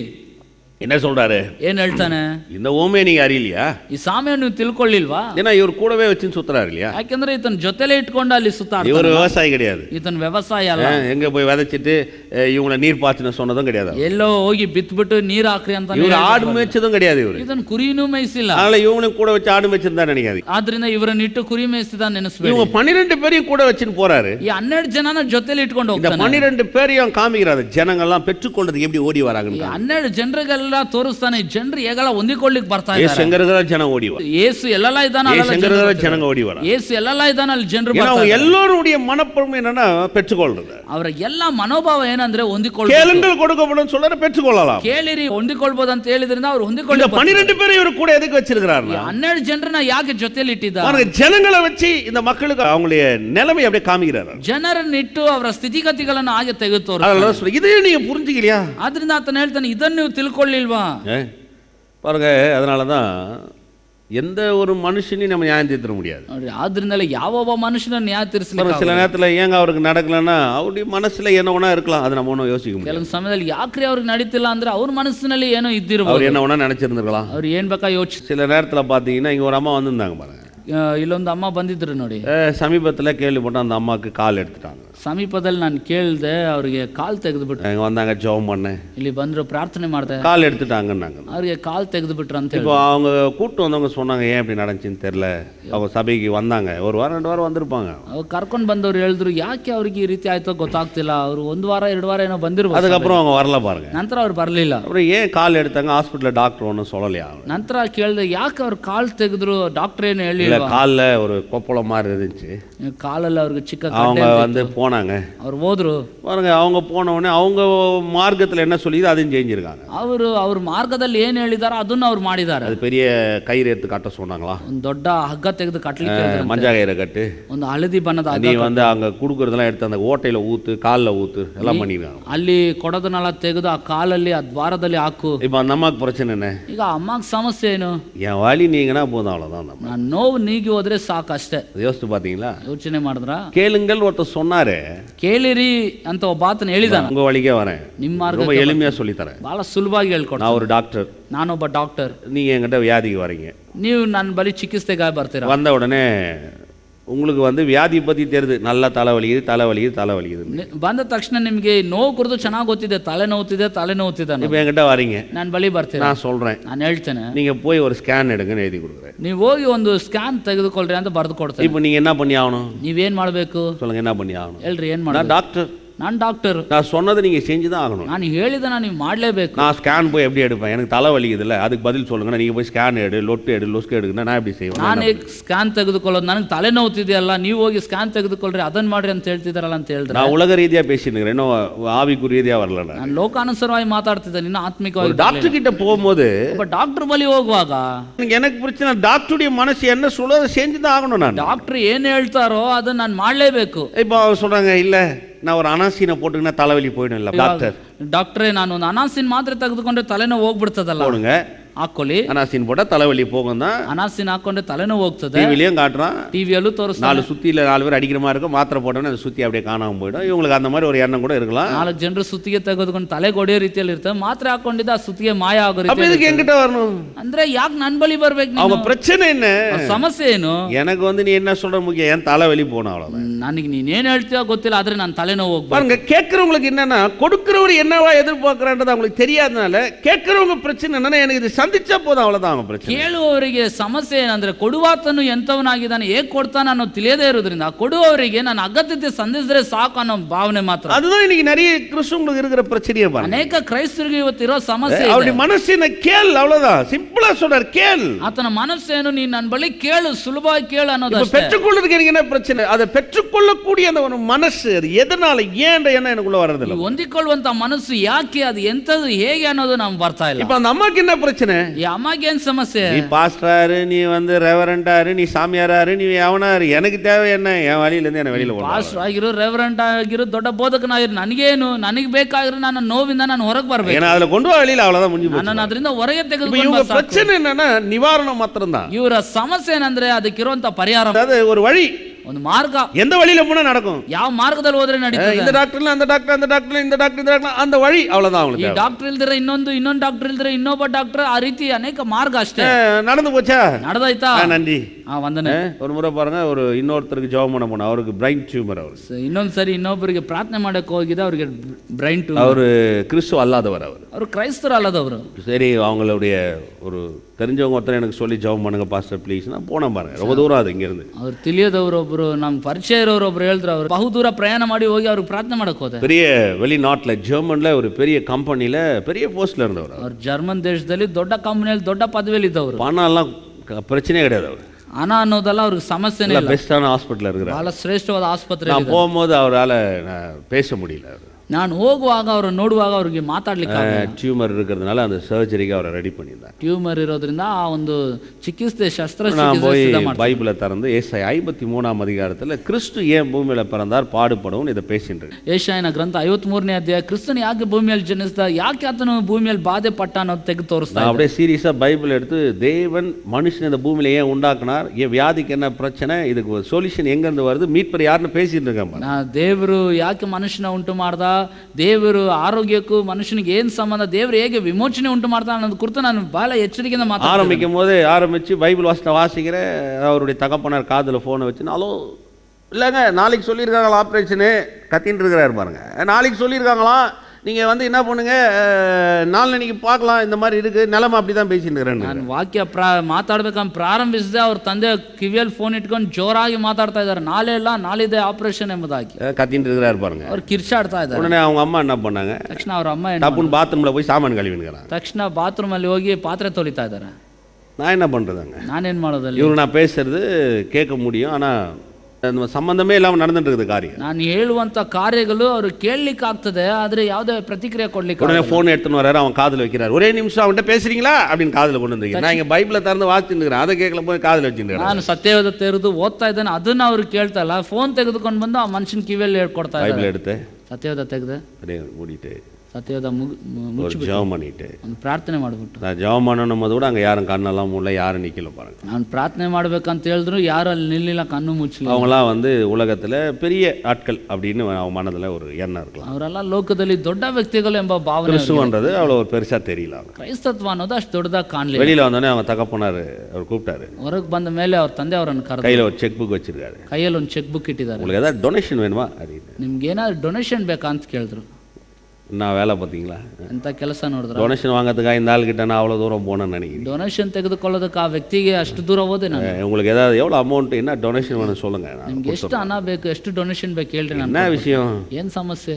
டொனேஷன் கொடுத்தா சுகத்தை பெற்றுக்கலான்னு பார்க்குறாரு. ಡೊನೇಷನ್ ಆದ್ರೂ ಕೊಟ್ಟು ಸೌಖ್ಯತೆ ಹೊಂದ್ಕೋಬಹುದು. ஒரே வார்த்தை தான் சொன்னேன். ಒಂದೇ ಒಂದು ಮಾತು, உங்கள் பிள்ளையுடைய ஹாஸ்பிட்டல் எக்ஸ்பென்சிவ்ಗೆ செலவு ஜாஸ்தியாக இருங்க வச்சுக்கிறீங்க. ನಿಮ್ಮ ಮಗನ ಆಸ್ಪತ್ರೆ ಖರ್ಚಿಗೆ ಹೆಚ್ಚಾಗಿರ್ತದೆ ಇಟ್ಕೊಳ್ಳಿ. பாருங்க, இன்டென்ஷன் என்ன, ಆ ಒಂದು ಉದ್ದೇಶ ಏನು, அவங்க என்ன ಅವ್ರ ಯೋಚನೆ ಏನು? பணம் இருக்குது, ಹಣ ಇದೆ, யார் வேணாலும் செஞ்சிருவாங்க, ಯಾರ್ ಬೇಕಾದ್ರೂ யார்கிட்ட வேணாலும் கொடுத்துடலாம், எங்க வேணாலும் போய் செலுத்திடலாம். ಎಲ್ಲೋದ್ರು ಎಲ್ಲಾದ್ರೂ இப்போ நான் சொல்றேன் கேளுங்கள். ನಾನು ಹೇಳ್ತಾನೆ ಕೇಳಿರಿ. இப்போ இவங்க வந்து கடவுள்கிட்ட கேட்கும் போது எப்படி நடக்கும்னு நினைக்கிறீங்க? ಇವ್ರು ಬಂದು ದೇವ್ರ ಹತ್ರ ಕೇಳುವಾಗ ಹೇಗ್ ನಡೀತದೆ? எப்படி நடக்கும்? ಹೇಗ್ ನಡೀತದೆ? பாருங்க, மனுஷனுடைய நிலைமையை சில நேரத்தில் நம்ம விளங்கி கொள்ளணும். பாருங்க, ನೋಡ್ರಿ, ಮನುಷ್ಯನ ಸ್ಥಿತಿಯನ್ನು ಕೆಲವೊಂದು ಸಮಯ ನಾವು ತಿಳ್ಕೋಬೇಕು. அதனாலதான் அநேக மக்களுடைய வாழ்க்கையில் அற்புதமும் காரியம் நடக்காம இருந்தா அவன் நிலைமையை நம்ம புரிஞ்சுக்கிறது இல்லை. ஏன்னா அவன் எண்ணம், அவன் மனசு, ஒரு நிலம், அவன் என்ன மாதிரி நிலம், முள்ளுள்ளமா, அவன் கற்பாரையா, இல்லை அவன் நல்லவனா, இல்லை எப்படின்னு யோசிக்கணும். பாருங்க, ಅನೇಕ ಸರಿ ಮನುಷ್ಯನ ಜೀವನದಲ್ಲಿ ಅದ್ಭುತ ನಡೀತಿದ್ರೆ ಅವನ ಸ್ಥಿತಿ ಏನು, ಅವನ ಮನಸ್ಸು ಏನಾಗಿದೆ ನಾವು ತಿಳ್ಕೋಬೇಕು. ಮುಳ್ಳಿನ ಗಿಡವಾಗಿದೆಯಾ, ಬಂಡೆ ನೆಲವಾಗಿದೆಯಾ, ದಾರಿಯ ಮೊಗ್ಗಲಾಗಿದೆ ಅನ್ನೋದು ನಾವು ಸರಿಯಾಗಿ ತಿಳ್ಕೋಬೇಕು. ಅದು ನಿಜ. அப்படி அவன் அப்படி இருக்கிறதுனால அவன் கேட்கும் போது கூட சிலத்தை பெற்றுக்கொள்ள முடியாம போறான். ಅವನ ಆ ರೀತಿ ಇರೋದ್ರಿಂದ ಕೆಲವು ಸಮಯದಲ್ಲಿ ಕೇಳುವಾಗ ಅವನು ಹೊಂದಿಕೊಳ್ಳದೆ ಹೋಗ್ಬಿಡ್ತಾನೆ. ಯೇಸು அப்படியே சொல்றாரு பாருங்க. ಇಲ್ಲಿ ಯೇಸು ಹಾಗೆ ಹೇಳ್ಕೊಡ್ತಾನೆ. இப்ப அப்படியே ஆரம்பிக்கிறார், ಹಾಗೆ ಪ್ರಾರಂಭಿಸ್ತಾನೆ, அந்த ரூட்டுக்கு வரார். அப்படியே ನಿಜವಾದ ಒಂದು ಹಾದಿ. 14வது வசனம் எப்படி 3வது வசனத்துல ஆரம்பிச்சாரோ, மார்க் 4:3 ஆரம்பிச்சாரோ, அப்படியே இப்ப 14வது வசனத்துல அப்படியே ஆரம்பிக்கிறார். ಮಾರ್ಕನ ಸುವಾರ್ತೆ 4ನೇ ಅಧ್ಯಾಯ 3ನೇ ವಾಕ್ಯದಲ್ಲಿ ಹೇಗೆ ಪ್ರಾರಂಭಿಸ್ನೋ 14ನೇ ವಾಕ್ಯದಲ್ಲಿ ಮತ್ತೆ ಅದೇ ರೀತಿ ಪ್ರಾರಂಭಿಸ್ತಾನೆ. விதைக்கிறவன் வசனத்தை விதைக்கிறான். ಆ ಬಿತ್ತುವವನು ವಾಕ್ಯವೆಂಬ ಬೀಜವನ್ನು ಬಿತ್ತುತ್ತಾನೆ. விதைக்கிறவன் வசனத்தை விதைக்கிறான். ಬಿತ್ತುವವನು ವಾಕ್ಯವೆಂಬ ಬೀಜವನ್ನು ಬಿತ್ತುತ್ತಾನೆ. வசனத்தை விதைக்கிறான். ಹೇಳ್ರಿ, ವಾಕ್ಯವನ್ನು இப்போ ಬಿತ್ತುತ್ತಾನೆ. இவர் எந்த விதையை அங்க போதிச்சாரு? ಇವಾಗ ಯಾವ ಬೀಜವನ್ನು ಅಲ್ಲಿ ಬೋಧಿಸಿದ? அப்போ அவர் விதைன்னு சொன்னது எதை பத்தி பாயிண்ட் அவுட் பண்றாரு அவரு? அந்த ಬೀಜ ಅನ್ನೋದನ್ನ ಯಾವ್ದನ್ನು ಸೂಚಿಸಿ ಯೇಸು அங்க வசனம்னு சொல்லல. ಯೇಸು ಅಲ್ಲಿ ವಾಕ್ಯ ಅಂತ ಹೇಳಿಲ್ಲ. விதைக்கிறவன் ஒருவன் புறப்பட்டான்னாரு. ಬಿತ್ತುವುದಕ್ಕೆ ಒಬ್ಬನು ಹೊರಟನು. இங்க டீடைலா போறாரு அப்படியே. ಆದ್ರೆ ಇಲ್ಲಿ ಇನ್ನು ಕ್ರಮವಾಗಿ ಹೋಗ್ತಾನೆ. விதைக்கிறவன் வசனத்தை விதைக்க புறப்படுகிறான். ಬಿತ್ತುವುದಕ್ಕೆ ಹೋದವನು ವಾಕ್ಯದ ಬೀಜವನ್ನು ಬಿತ್ತುತ್ತಾನೆ. வசனத்தை கேட்ட உடனே ವಾಕ್ಯವನ್ನು ಕೇಳಿದ சாத்தான் வந்து ಸೈತಾನನು அவன் இருதயங்களில் விதைக்கப்பட்ட வசனத்தை எடுத்து போடுகிறான். இவர்களே வசனம் விதைக்கப்படுகிற வழியருகானவர்கள். ಅವರಲ್ಲಿ ಬಿತ್ತಿದ್ದ ವಾಕ್ಯವನ್ನು ತೆಗೆದು ಬಿಡುತ್ತಾನೆ. ಇವರೇ ವಾಕ್ಯವು ಬಿತ್ತಲ್ಪಟ್ಟ ದಾರಿಯ ಮಗ್ಗುಲಲ್ಲಿ ಇರುವವರು. அப்படியே வசனத்தை கேட்ட உடனே அதை சந்தோஷத்துடன் ஏற்றுக்கொண்டும், ಅದೇ ಪ್ರಕಾರ ಬೇರೆ ಕೆಲವರು ವಾಕ್ಯವನ್ನು ಕೇಳಿದ ಕೂಡಲೇ ಸಂತೋಷದಿಂದ ಅದನ್ನು ಸ್ವೀಕರಿಸ್ತಾರೆ. தங்களுக்குள்ள வேர்கொள்ளாதபடியினால் கொஞ்ச காலம் மாத்திரம் நிலைத்திருக்கிறார்கள். வசனத்தின் நிமித்தம் அவங்களுக்கு பிரச்சனை அங்கதான். வசனத்தின் நிமித்தம் உபத்திரமும் துன்பம் உண்டான உடனே இடரல் அடைகிறார்கள். இவர்களே கற்பார் இல்லத்தில் விதைக்கப்பட்டவர்கள். ತಮಗೆ ಬೇರಿಲ್ಲದ ಕಾರಣ ಇವರು ಸ್ವಲ್ಪ ಕಾಲ ಮಾತ್ರವೇ ಇದ್ದು ಬಳಿಕ ಆ ವಾಕ್ಯದ ನಿಮಿತ್ತವಾಗಿ ಸಂಕಟವಾಗಲಿ ಹಿಂಸೆಯಾಗಲಿ ಬಂದರೆ ಬೇಗ ಎಡವಿ ಬೀಳ್ತಾರೆ. 18வது வசனத்தை பாயிண்ட் பண்ணி, வசனத்தை கேட்டும் உலக கவலைகளும் ஐஸ்வர்யத்தின் மயக்கமும் மற்ற கவலைகளும் பற்றி உண்டாகிற இச்சைகளும் உட்பிரவேசித்து வசனத்தை நெருக்கி போட அதனால் பலனற்று போகிறார்கள். ಇನ್ನು இவர்களே முள்ளிடங்களில் விதைக்கப்பட்டவர்கள். ಇವರೇ ಬೀಜ ಬಿದ್ದ ಬಂಡೆ ನೆಲವಾಗಿರುವವರು. ಇನ್ನು ಕೆಲವರು ವಾಕ್ಯವನ್ನು ಕೇಳಿದಾಗ್ಯೂ ಪ್ರಪಂಚದ ಚಿಂತೆಗಳು, ಐಶ್ವರ್ಯದಿಂದ ಉಂಟಾಗುವ ಮೋಸವು, ಇತರ ವಿಷಯಗಳ ಮೇಲನ ಆಶೆಗಳು ಒಳಗೆ ಸೇರಿ ಆ ವಾಕ್ಯವನ್ನು ಅಡಗಿಸಿ ಬಿಡುವುದರಿಂದ ಫಲವನ್ನು ಕೊಡದೆ ಇರುತ್ತಾರೆ. ಇವರೇ ಮುಳ್ಳು ಗಿಡಗಳಲ್ಲಿ ಬಿದ್ದ ನೆಲವಾಗಿರುವವರು. எப்படி வந்தாரு பாருங்க. ಯಾವ ರೀತಿ ಬಂದ್ಬಿಟ್ರು ನೋಡಿ. கேளுங்கள்ன்றத விட்ட பிரச்சனை கிடையாதுங்க. ಅಂದ್ರೆ ಕೇಳಿರಿ ಅಂತ ಹೇಳಿರುವ ಆತನಿಗೆ ಸಮಸ್ಯೆ ಇಲ್ಲ. விட்ட பிரச்சனையே கிடையாது. ಕೇಳಿರಿ ಅಂತ ಹೇಳುವ எல்லாமே மனசுல போய் மாட்டுது பாருங்க. ಎಲ್ಲ ಮನಸ್ಸಿನಲ್ಲಿ ಹೋಗಿ ಸಿಕ್ಕಾಕೊಳ್ಳುತ್ತದೆ. கவலை, ಲೋಕದ ஐஸ்வர்யத்தின் மயக்கம், ಐಶ್ವರ್ಯದ ಒಂದು ಕಾರ್ಯ. கேட்கும் போது ಏನೋ தானோன்னு கேட்கறது, ಕೇಳುವಾಗ ಏನೋ ಎಂಬುದಾಗಿ ಕೇಳುವಂಥದ್ದು. ಪರವಾಗಿಲ್ಲ, பரவாயில்ல, பார கொடுத்தா பார்க்கலாம், ಕೊಟ್ರೆ ನೋಡೋಣ. முள்ளு விளையாட மாதிரி இருக்கிறது, வலி அருகே விழுந்த மாதிரி இருக்கிறது, ದಾರಿಯ ಮೊಗ್ಗಲಲ್ಲಿ ಮುಳ್ಳಿನ ಗಿಡಗಳಂತ ಇರೋದು. கேட்கிற வார்த்தையை காப்பாற்றி கொள்றது கிடையாது. ಕೇಳುವಂತ ವಾಕ್ಯಗಳನ್ನು ಕಾಪಾಡಿಕೊಳ್ಳೋದಿಲ್ಲ. கேட்கிற வார்த்தையை காப்பாதலைன்னா வசனத்தை திருடுகிறான் வேத சொல்லுது. ಯೋಚಿಸಿ ನೋಡ್ರಿ, ವಾಕ್ಯವನ್ನು ಕಾಪಾಡಿಕೊಳ್ತಿದ್ರೆ ವಾಕ್ಯವನ್ನು ಕದಿತಾನೆ ಅಂತ ಹೇಳಲ್ಪಡ್ತಾರೆ. ஏன்னா பிசாசுடைய வேலை அதுதான் இல்லையா? ಸೈತಾನ್ ಕೆಲಸ ಅದೇ ಅಲ್ವಾ? கற்பாறை கூட நிலத்தை பத்தி சொல்றாரு. ಬಂಡೆ ನೆಲದ ಕುರಿತಾಗಿ ಹೇಳ್ತಾರೆ. உபத்திரமும் துன்பமும் உண்டான உடனே ಅಲ್ಲಿ ಸಂಕಟವಾಗ್ಲಿ ಹಿಂಸೆಯಾಗ್ಲಿ ಬಂದ್ರೆ கேட்குறாங்க, கோயிலுக்கு வராங்க, இன்பம் துன்பமும் இருக்குன்னு சொன்னா சில பிரச்சனைகள் நேடும் போது அதை வந்து அவங்க என்ன நினைக்கிறாங்கன்னா, கேளுங்கன்னு சொன்னவரை விட்டுறாங்க, இதன் பின்னாடி போயிறாங்க. என்னங்க போனோம் கேட்டோம், அவர் என்னங்க கொடுத்துட்டாரு, அப்படி போய் ಆಲಯಕ್ಕೆ ಬರ್ತಾರೆ, ವಾಕ್ಯವನ್ನು ಕೇಳ್ತಾರೆ. ಆದ್ರೆ ಏನೋ ಜೀವನದಲ್ಲಿ ಒಂದು ಸಮಸ್ಯೆ, ಒಂದು ಚಿಕ್ಕ ಕಾರ್ಯಗಳು ಎದುರಾಗಿದೆ, ಕೇಳಿರಿ ಅಂತ ಹೇಳಿದವನ್ನ ಬಿಟ್ಟು ಬಿಡ್ತಾರೆ. ಏನ್ರಿ ಇದು ಅಂತ ಹಾಗೆ ಹೋಗ್ಬಿಡ್ತಾರೆ. இப்போ வர பாருங்க, ಈಗ ಬರ್ತೇನೆ ನೋಡಿ. வாழ்க்கையில் அற்புதம் நடக்கணுமா, ಜೀವನದಲ್ಲಿ ಅದ್ಭುತ முன்னேறி ನಡೀಬೇಕು, போகணுமா, ಮುಂದುವರಿಬೇಕಾ, இப்போ சொல்றேன் பாருங்க. ಈಗ ಹೇಳ್ತೇನೆ ನೋಡಿ. வாசி பாருங்க, ಓದಿ ನೋಡಿ. 20வது வசனத்தை மறந்துடாதீங்க. 20ನೇ ವಾಕ್ಯ ಮರ್ತು ಹೋಗ್ಬೇಡಿ. வசனத்தை கேட்டு ಕೆಲವರು ವಾಕ್ಯವನ್ನು ಕೇಳಿ ஏற்றுக்கொண்டு, ಕೈಕೊಂಡು, கன்னடா நல்லா வருது பாருங்க, கைக்கொண்டு, வசனத்தை கேட்டு அதை கைக்கொண்டு அதை ஏற்றுக்கொண்டு ವಾಕ್ಯವನ್ನು ಕೇಳಿ ಅದನ್ನು ಸ್ವೀಕರಿಸಿ 130, 160, 100 பலன் கொடுக்கிறார்கள். இவர்களே நல்ல நேரத்தில் விதைக்கப்பட்டவர்கள். 30ರಷ್ಟಾಗಲಿ 60ರಷ್ಟಾಗಲಿ 100ರಷ್ಟಾಗಲಿ ಫಲವನ್ನು ಕೊಡುತ್ತಾರೆ. ಇವರೇ ಬೀಜ ಬಿದ್ದ ಒಳ್ಳೆಯ ನೆಲವಾಗಿರುವರು. கேட்டும் ಕೇಳಿ ஏற்றுக்கொண்டும். ಅದನ್ನು ಕೈಕೊಂಡು. சொல்லுங்க, கேட்டும் ಹೇಳ್ರಿ, ಕೇಳಿ ஏற்றுக்கொண்டும். ಕೈಕೊಂಡು. இதான் விஷயம். ಇದೇ ವಿಷಯ. அப்ப கொடுக்குறவர்கிட்ட ஒரு பிரச்சனையும் கிடையாது. ಅಂದ್ರೆ ಕೊಡುವಾತನ ಬಳಿ ಯಾವುದೇ ಸಮಸ್ಯೆ ಇಲ್ಲ. அதை ஏற்றுக்கொள்ள தயாராகிறீங்க, ತೆಗೆದುಕೊಳ್ಳಿಕ್ಕೆ ಸಿದ್ಧರಾಗಿದ್ದೀರಾ? அதுல விருப்பம் இருக்கா? ನಿಮ್ಗೆ ಅದರಲ್ಲಿ ಬಯಕೆ ಇದೆಯಾ? அதை விரும்புறீங்களா? ಅದನ್ನ ಬಯಸ್ತೀರಾ? அதுதான் பிரச்சனை பாருங்க. ಅದೇ ಸಮಸ್ಯೆ. அதனால கேட்கறது பாருங்க, ಅದರಿಂದ ಕೇಳೋದು ನೋಡಿ. கண்மூடித்தனமா கூட சிலர்லாம் கேட்டிருப்பாங்க. ಒಂದು ಕುರುಡುಮಯವಾಗಿ ಕೇಳಿರ್ತಾನೆ. கூட பைபிள் காலேஜ் படிச்ச ஒருத்தர் தான் பாருங்க, ನನ್ನೊಂದಿಗೆ ಸತ್ಯವೇದ ಶಾಲೆ ಓದಿದ ಒಬ್ಬನಿದ್ದ. இல்லாத சேட்டை, ಅವನು ಬೇಡವಾದ ಚೇಷ್ಟೆಗಳು. எப்பவுமே ஒவ்வொரு நாளைக்கு ஒரு ஸ்டூடெண்ட் பிரசங்கம் பண்ணும்.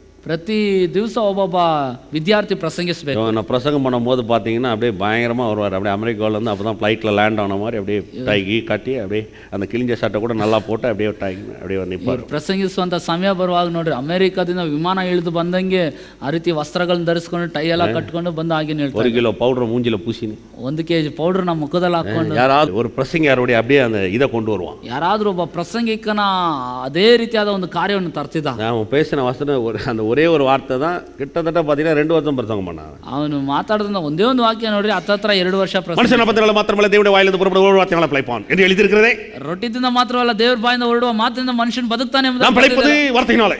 ನಾನು ಬದುಕೋದು ವಾಕ್ಯದಿಂದ. வார்த்தையை பிழைக்கிறோம், வார்த்தையில வாழ்றோம், வார்த்தையில நிக்கிறோம். இதே தான் பேசிட்டு இருப்பாங்க. ವಾಕ್ಯದಲ್ಲಿ ಬದುಕ್ತಾನೆ, ವಾಕ್ಯದಲ್ಲಿ ನಿಲ್ತಾನೆ, ವಾಕ್ಯದಿಂದ ಜೀವಿಸ್ತಾನೆ, ಇದನ್ನೇ ಮಾತಾಡ್ತಾನೆ. நான் சர்ச்சை கட்டும்போது என் சர்ச்சைக்கு நான் தங்கத்திலே ரோடு போடுவேன். ನಾನು ಸಭೆ ಕಟ್ಟುವಾಗ ನನ್ನ ಸಭೆಗೆ ಬಂಗಾರದಿಂದಲೇ ರಸ್ತೆನ ಹಾಕ್ತಾನೆ. அங்க பீஸ் கட்டுறது கூட யோகியதை கிடையாது. ಅಲ್ಲಿ ಫೀಸ್ ಕಟ್ಟಲಿಕ್ಕೂ ಯೋಗ್ಯತೆ ಇಲ್ಲ. பாருங்க, நாங்க கேக்குறவங்க, ನಾನು ಕೇಳ್ತೇನೆ, இவங்கிட்ட என்ன பிரச்சனை, ಇವನ್ ಬಳಿ ಏನ್ ಸಮಸ್ಯೆ, என்ன பிரச்சனைனா ಏನ್ ಸಮಸ್ಯೆ, ரோட தங்கத்துல போறியா தார்ல போறியான்றது பிரச்சனை கிடையாது. ರಸ್ತೆನ ಚಿನ್ನದಲ್ಲಿ ಹಾಕ್ತೀಯಾ ತಾರಲ್ಲಿ ಹಾಕ್ತೀಯಾ ಅನ್ನೋ ಸಮಸ್ಯೆ. யோசிச்சு பாருங்க, நீங்க ಯೋಚನೆ ಮಾಡಿ ನೋಡಿ. அப்ப ஒரு மனுஷன் பெற்றுக்கொள்றதுக்கான மனப்பக்குவம் இல்லாத ஒரு ஆளுகிட்ட அவன் கேட்கும் பொழுது கூட அவனால ரிசீவ் பண்ண முடியாது. ನೋಡ್ರಿ, ಹೊಂದಿಕೊಳ್ಳತಕ್ಕಂತ ಮನುಷ್ಯನಿಗೆ ಕೊಡುವಾತನ ಕುರಿತಾದ ಒಳ್ಳೆ ಮನಪಕ್ವತೆ ಇಲ್ಲದ್ರಿಂದ ಹೊಂದಿಕೊಳ್ಳೋದ ವಿಷಯದಲ್ಲಿ ಅವನಿಗೆ ಸಮಸ್ಯೆ ಇದೆ. ஒரு காரியத்தை வாங்குறோம்னா ಒಂದು ಕಾರ್ಯವನ್ನು ಅದ ತೆಗೆದುಕೊಳ್ಳೋದು ಕುರಿತು ஒரு அறிவே இல்லைன்னு வச்சுங்க, என்னால அது வாங்குறது வீணா போயிடுது. ಅದರ ಕುರಿತು ತಿಳುವಳಿಕೆ ಇಲ್ದಿದ್ರೆ ನಾನು ಅದನ್ನು ಕೊಂಡುಕೊಳ್ಳೋದ್ರಲ್ಲೂ ಅದು ವ್ಯರ್ಥವಾಗ್ಬಿಡ್ತದೆ. அதே மாதிரி விளங்குது. ಎಷ್ಟು ಜನಕ್ಕೆ ಅರ್ಥವಾಗ್ತಿದೆ? அதான் ரொம்ப முக்கியம். ಅದು ಬಹಳ ಮುಖ್ಯ. வாடகை வீட்டே நான் ஒழுங்கா மெயின்டைன் பண்ணலாம், சொந்த வீட்டை எப்படி நான் வச்சு பண்ணிக்கிறேன்? ಬಾಡಿಗೆ ಮನೆಯೇ ನಾನು ಒಳ್ಳೆ ರೀತಿಯಲ್ಲಿ ನಡೆಸ್ತಿದ್ರೆ ಸ್ವಂತ ಮನೆ ಹೇಗೆ ನಾನು ತೆಗೆದು? வாடகை வீடுங்க, ಇದು ಬಾಡಿಗೆ ಮನೆ ರೀ. பாருங்க, நான் வாடகை இடத்துல சர்ச் வச்சிருந்தவன் தான். ನಾನು ಬಾಡಿಗೆ ಸ್ಥಳದಲ್ಲಿ ಸಭೆ ಇಟ್ಟಿದ್ದೆ. நான் எங்க சர்ச் வச்சிருந்தாலும் நீங்க வந்திருக்கிறீங்க, எப்படி மெயின்டைன் பண்ண உங்களுக்கு தெரியும். ನಾನು ಎಲ್ಲಿ ಸಭೆ ಇಟ್ಟಿದ್ರು ನೀವು ಬಂದಿದ್ದೀರಾ, ಹೇಗೆ ಇಟ್ಟಿರ್ತಿದ್ದೆ ಅನ್ನೋದು ನಿಮ್ಗೆ ಗೊತ್ತಿದೆ. லட்சக்கணக்கில் செலவு பண்ணி என் சொந்த பில்டிங் மாதிரி வச்சிருப்பேன். ₹1,00,000 ಖರ್ಚು ಮಾಡಿ ನಾನು ಸ್ವಂತ ಬಿಲ್ಡಿಂಗ್, எனக்கு எப்படி தேவையோ அந்த மாதிரி இடிச்சுக்குவேன், எனக்கு எப்படி தேவையோ அந்த மாதிரி கட்டிக்குவேன். ನನಗೆ ಯಾವ ರೀತಿ ಬೇಕೋ ಆ ರೀತಿ ನಾನು ಅದನ್ನ ಕೆಡವಿ ಬಿಡ್ತಿದ್ದೆ, ಯಾವ ರೀತಿ ಬೇಕೋ ಆ ರೀತಿ ಕಟ್ಕೊಳ್ತಿದ್ದೆ. எனக்கு எப்படி வேணுமோ அதை நான் அப்படி வச்சுக்குவேன். அதுக்கு என்ன செலவானாலும் நானே கட்டி கொடுத்துருவேன், அதுக்கு என்னன்னாலும் நான் பே பண்ண தயார். ಎಷ್ಟೇ ಖರ್ಚಾದ್ರೂ ನಾನೇ ಅದಕ್ಕೆ ಪೇ ಮಾಡ್ಲಿಕ್ಕೆ ಸಿದ್ಧನಿರ್ತಿದ್ದೆ, ನಾನೇ ಖರ್ಚು ಮಾಡ್ತಿದ್ದೆ. ஏன்னா என் மனதுல எப்படி இருந்துச்சுன்னா, நான் எந்த இடத்துல இருந்தாலும் அது என் சொந்த சர்ச்சா தான் நான் பார்த்தேன். ಯಾಕಂದ್ರೆ ನನ್ನ ಮನಸ್ಸಿನಲ್ಲಿ ಹೇಗೆ ಅಂದ್ರೆ ನಾನು ಎಲ್ಲೇ ಇದ್ರೂ ಅದು ನನ್ನ ಸ್ವಂತ ಸ್ಥಳದ ರೀತಿಯಲ್ಲಿ அதனாலதான் பாருங்க, சர்ச்சை கட்டும்போது வரும்போது கூட இப்படிதான் கட்டணும்னு ஒரு எண்ணம் உள்ள வளர்ந்து. ಆದ್ರಿಂದಲೇ ಸಭೆ ಕಟ್ಟುವಾಗ ಅಂತ ಬರುವಾಗ ಹೀರಿಗೆನೆ ಕಟ್ಟಬೇಕಂತ ಒಂದು ಭಾವನೆ. அதுதான் மனப்பக்குவம். ಅದೇ ಮನಪಕ್ವತೆ. நான் பெற்றுக்கொள்றதுக்கு முன்னாடி ನಾನು ಹೊಂದಿಕೊಳ್ಳುವ ಮುನ್ನ நான் கேட்கிறேன் இல்லைங்களா, ಕೇಳ್ತೇನೆ ಅಂತ ಇದೆಯಲ್ಲ, அதுல எல்லாமே உள்ளடங்கிருக்கு. ಅದರಲ್ಲಿ ಎಲ್ಲೋ ಒಳ್ಳ ಅಡಕವಾಗಿದೆ. பணமா இருந்தாலும், ಹಣವಾಗಿದ್ರು, ஒரு இடமா இருந்தாலும், ಸ್ಥಳವಾಗಿದ್ರು, வீடா இருந்தாலும், ಮನೆಯಾಗಿದ್ರು, சுகமா இருந்தாலும், ಸೌಖ್ಯತೆ ಆಗಿದ್ರು, எதுவா இருந்தாலும், ಏನೇ ಆಗಿದ್ರು, நல்லா யோசிச்சு பாருங்க. நீங்க ಚೆನ್ನಾಗಿ ಯೋಚನೆ ಮಾಡಿ. இப்போ கொடுக்கிறவர் ஈஸியா சொல்றாரு, கேள், அவ்வளவுதான். ಕೊಡುವಾತನು ಸುಲಭವಾಗಿ ಹೇಳಿದಾನೆ, ನೀನು ಕೇಳು. அவர் போய் சொன்னதே கிடையாது, ಆತನು ಸುಳ್ಳಾಡಿದ್ದೇ ಇಲ್ಲ. அவர்கிட்ட நீங்க கேட்டு பெற்றுக்கொள்ளாம போகவே முடியாது. ಆತನ ಬಳಿ ನೀವು ಕೇಳಿ ಹೊಂದಿಕೊಳ್ಳಲಾರದೆ ಹೋಗೋದು ಇಲ್ಲ. தராம இருந்ததும் கிடையாது, ಆತನು ಕೊಡದೇ ಇರೋದು ಇಲ್ಲ. ஆனா யோசிச்சு பாருங்க, ಆದ್ರೆ ಯೋಚಿಸಿ ನೋಡಿ. கேட்கிற நாம் பெற்றுக்கொள்ளக்கூடிய காரியத்தை அதை கையாளவோ, அந்த பெற்றுக்கொள்ளக்கூடிய காரியத்தை குறித்து ஒரு மனப்பக்குவமோ, இல்ல கொடுக்கிறவரை குறித்து எப்படிப்பட்ட விசாலமான எண்ணமோ எனக்குள்ள உருவாகலன்னா, ನೋಡ್ರಿ, ಕೇಳುವಂತ ನನಗೆ ಹೊಂದಿಕೊಳ್ಳುವ ಕಾರ್ಯದ ಕುರಿತಾದ ಮನಪಕ್ವತೆ, ಅದನ್ನು ನಡೆಸುವಂತ ರೀತಿ, ಕೊಡುವಾತನ ಕುರಿತಾದ ಒಳ್ಳೆ ತಿಳುವಳಿಕೆ ನನ್ನೊಳಗೆ ಉಂಟಾಗದಿದ್ರೆ நான் ரிசீவ் பண்றது கஷ்டமா. ನಾನು ಹೊಂದಿಕೊಳ್ಳೋದು ಅನ್ನೋದು ಬಹಳ ಕಷ್ಟ. பிரச்சனையே ஒண்ணே ஒண்ணுதான், கொடுக்கிற கூட கிடையாது. ಸಮಸ್ಯೆ ಅನ್ನೋದು ಒಂದೇ, ಕೊಡುವಾತನ ಬಳಿ ಇಲ್ಲವೇ ಇಲ್ಲ. கேட்கிற ஆளுங்கிட்ட தான் பிரச்சனை. ಕೇಳುವಂತ ವ್ಯಕ್ತಿಗಳ ಬಳಿಯಲ್ಲೇ ಸಮಸ್ಯೆ. கேட்கிற ஆளுங்கிட்ட தான் கடைசி வரையும் அந்த பிரச்சனை வந்து நேரம். ಕೇಳುವಂತ ವ್ಯಕ್ತಿಗಳ ನಡುವೆನೆ ಕೊನೆವರೆಗೂ ಸಮಸ್ಯೆ ಇರ್ತದೆ. ஏன் தெரியுமா? ஏன்னா கேட்கிற ஆட்கள் அது சரியான வகையில் அதுல வர பிரச்சனைகளை, அதுக்கப்புறம் ஏன் கர்த்தர் என்ன இப்படி செஞ்சார் அப்படின்னு ಕೇಳುವಂತ ವ್ಯಕ್ತಿಗಳು ಸರಿಯಾಗಿ ಕೇಳ್ದಿದ್ರೆ, ಯಾಕೆ ದೇವ್ರು ನನಗೆ ಕೊಡ್ತಾ ಇಲ್ಲ, ಹಾಗೆ ಆ ಸಮಸ್ಯೆ ಮುಂದೆ என்ன ஏன் இப்படி பண்ணாரு, ಯಾಕೆ ದೇವ್ರು ಈ ರೀತಿ ಮಾಡ್ದ. சில விஷயங்கள் நமக்கு விளங்கணும், அவ்வளவுதான். ಕೆಲವೊಂದು ವಿಷಯಗಳು ನಮಗೆ ಅರ್ಥವಾಗಬೇಕು. அதுதான் ஆவிக்குரிய வாழ்வே. ಅದೇ ಆತ್ಮಿಕ ಜೀವಿತ. நீங்க நல்ல ஆவிக்குரியால விளங்கி பாருங்க, ನೀವು ಒಳ್ಳೆ ಆತ್ಮಿಕ ಕಾರ್ಯ ಅರ್ಥ ಮಾಡ್ಕೊಂಡು ನೋಡಿ. முன்னேறாம இருக்கவும் முடியாது, ஜெயிக்காம இருக்கவும் முடியாது. அல்ப ஆசைகளும் சின்ன எண்ணங்களும் நம்மளை மடங்கடிக்கிறதுனால தான் நம்ம அப்படி ஆயிடும். ಮುಂದುವರೆದೇ ಇರ್ಲಿಕ್ಕೂ ಆಗೋದಿಲ್ಲ, ನಾವು ಮೇಲೆ ಬರದೇ ಇರ್ಲಿಕ್ಕೂ ಆಗೋದಿಲ್ಲ. ಅಲ್ಪ ಆಸೆಗಳೇ ನಮ್ಮನ್ನು ಈ ರೀತಿ ಕೆಡವಿ ಬಿಟ್ಟು, உங்களை என்னையும் ரட்சிக்கவே இந்த பூமியில பிறந்தவருங்க. ನಿಮ್ಮನ್ನು ನನ್ನನ್ನು ರಕ್ಷಿಸೋದಕ್ಕಾಗಿ ಭೂಮಿಯಲ್ಲಿ ಜನಿಸಿದವನು. இந்த உலகத்துல இறங்கி அவ்வளவு அகோரமான மரணத்தை சந்திச்சவருங்க. ಈ ಭೂಮಿಗೆ ಇಳಿದು ಅಷ್ಟು ಅಘೋರವಾದ ಮರಣವನ್ನು யாருமே ஏற்க முடியாத ஒரு மரணம் அது. ಯಾರು ಅದನ್ನು ಸಂಧಿಸಲಿಕ್ಕೆ அவ்வளவு பெரிய இரக்கத்தை எனக்கு காமிச்சிருக்காரு. ಅಷ್ಟು ದೊಡ್ಡ ಕನಿಕರವನ್ನು ನನಗೆ ತೋರಿಸಿದಾನಲ್ಲ. நல்லா சிந்திங்க, அவ்வளவு பெரிய இரக்கத்தை காமிச்ச எனக்கு கேளுங்கள் சொல்ல என் வாழ்க்கையில வர தேவைகளே அவர் சந்திக்காம போயிடுவார். ಅಷ್ಟು ದೊಡ್ಡ ಕನಿಕರವನ್ನು ಸಂಧಿಸಿದ ಆತನು ಕೇಳಿರಿ ಅಂತ ಹೇಳಿದ್ಮೇಲೆ ನಾನು ಅಗತ್ಯತೆಯನ್ನು ಸಂಧಿಸದೆ ಹೋಗ್ತಾನೆ. இப்போ நம்ம ஒவ்வொரு முறையும் போகும்போது அவ்வளவு பெரிய இரக்கத்தையே காமிச்சாரு. அதாவது ஆவி ஆத்ம சரீரத்தையே நரகத்துக்கு தப்பு வச்சு எனக்கு இறங்கினாரு. ಪ್ರತಿ ಸಾರಿ ಹೋಗುವಾಗ ನನ್ನ ಪ್ರಾಣಾತ್ಮ ಶರೀರವನ್ನೇ ಅಷ್ಟು ದೊಡ್ಡ ದಂಡನೆಯಿಂದ ತಪ್ಪಿಸಿ ಕನಿಕರ ತೋರಿಸಿದ್ನಲ್ಲ. இப்போ நான் கேட்கிறதே எனக்கு தர மாட்டாரு. ಅಂದ್ರೆ ಈಗ ಕೇಳುವ ಅಂಶವನ್ನ ನನಗೆ ಕೊಡೋದಿಲ್ಲ. உலகத்துல அது எவ்வளவு விளையாடப்பட்டதா இருக்கட்டும், அவர் ஒரு சொட்டு ரத்தத்துக்கு ஈடுನೇ கிடையாது. ಲೋಕದಲ್ಲಿ ಅದು ಎಷ್ಟೇ ಅತಿ ಶ್ರೇಷ್ಠವಾದ ಕಾರ್ಯವಾಗಿರಬಹುದು, ಆತನ ಒಂದು ಹನಿ ರಕ್ತಕ್ಕೂ ಅದು ಸಾಟಿ ಆಗೋದಿಲ್ಲ. இப்போ நான் கேட்கும் போது அது எனக்கு தராமல் இருப்பாரா? ಈಗ ನಾನು ಕೇಳುವಾಗ ಆತನು ದಯಪಾಲಿಸದೇ ಇರ್ತಾನ? கேளுங்கள் சொன்னவர் ரொம்ப நல்லவர், ಅಂದ್ರೆ ಕೇಳಿರಿ ಅಂತ ಹೇಳಿದ ಆತನು ಬಹಳ ಒಳ್ಳೆಯವನು, ரொம்ப நல்லவர்.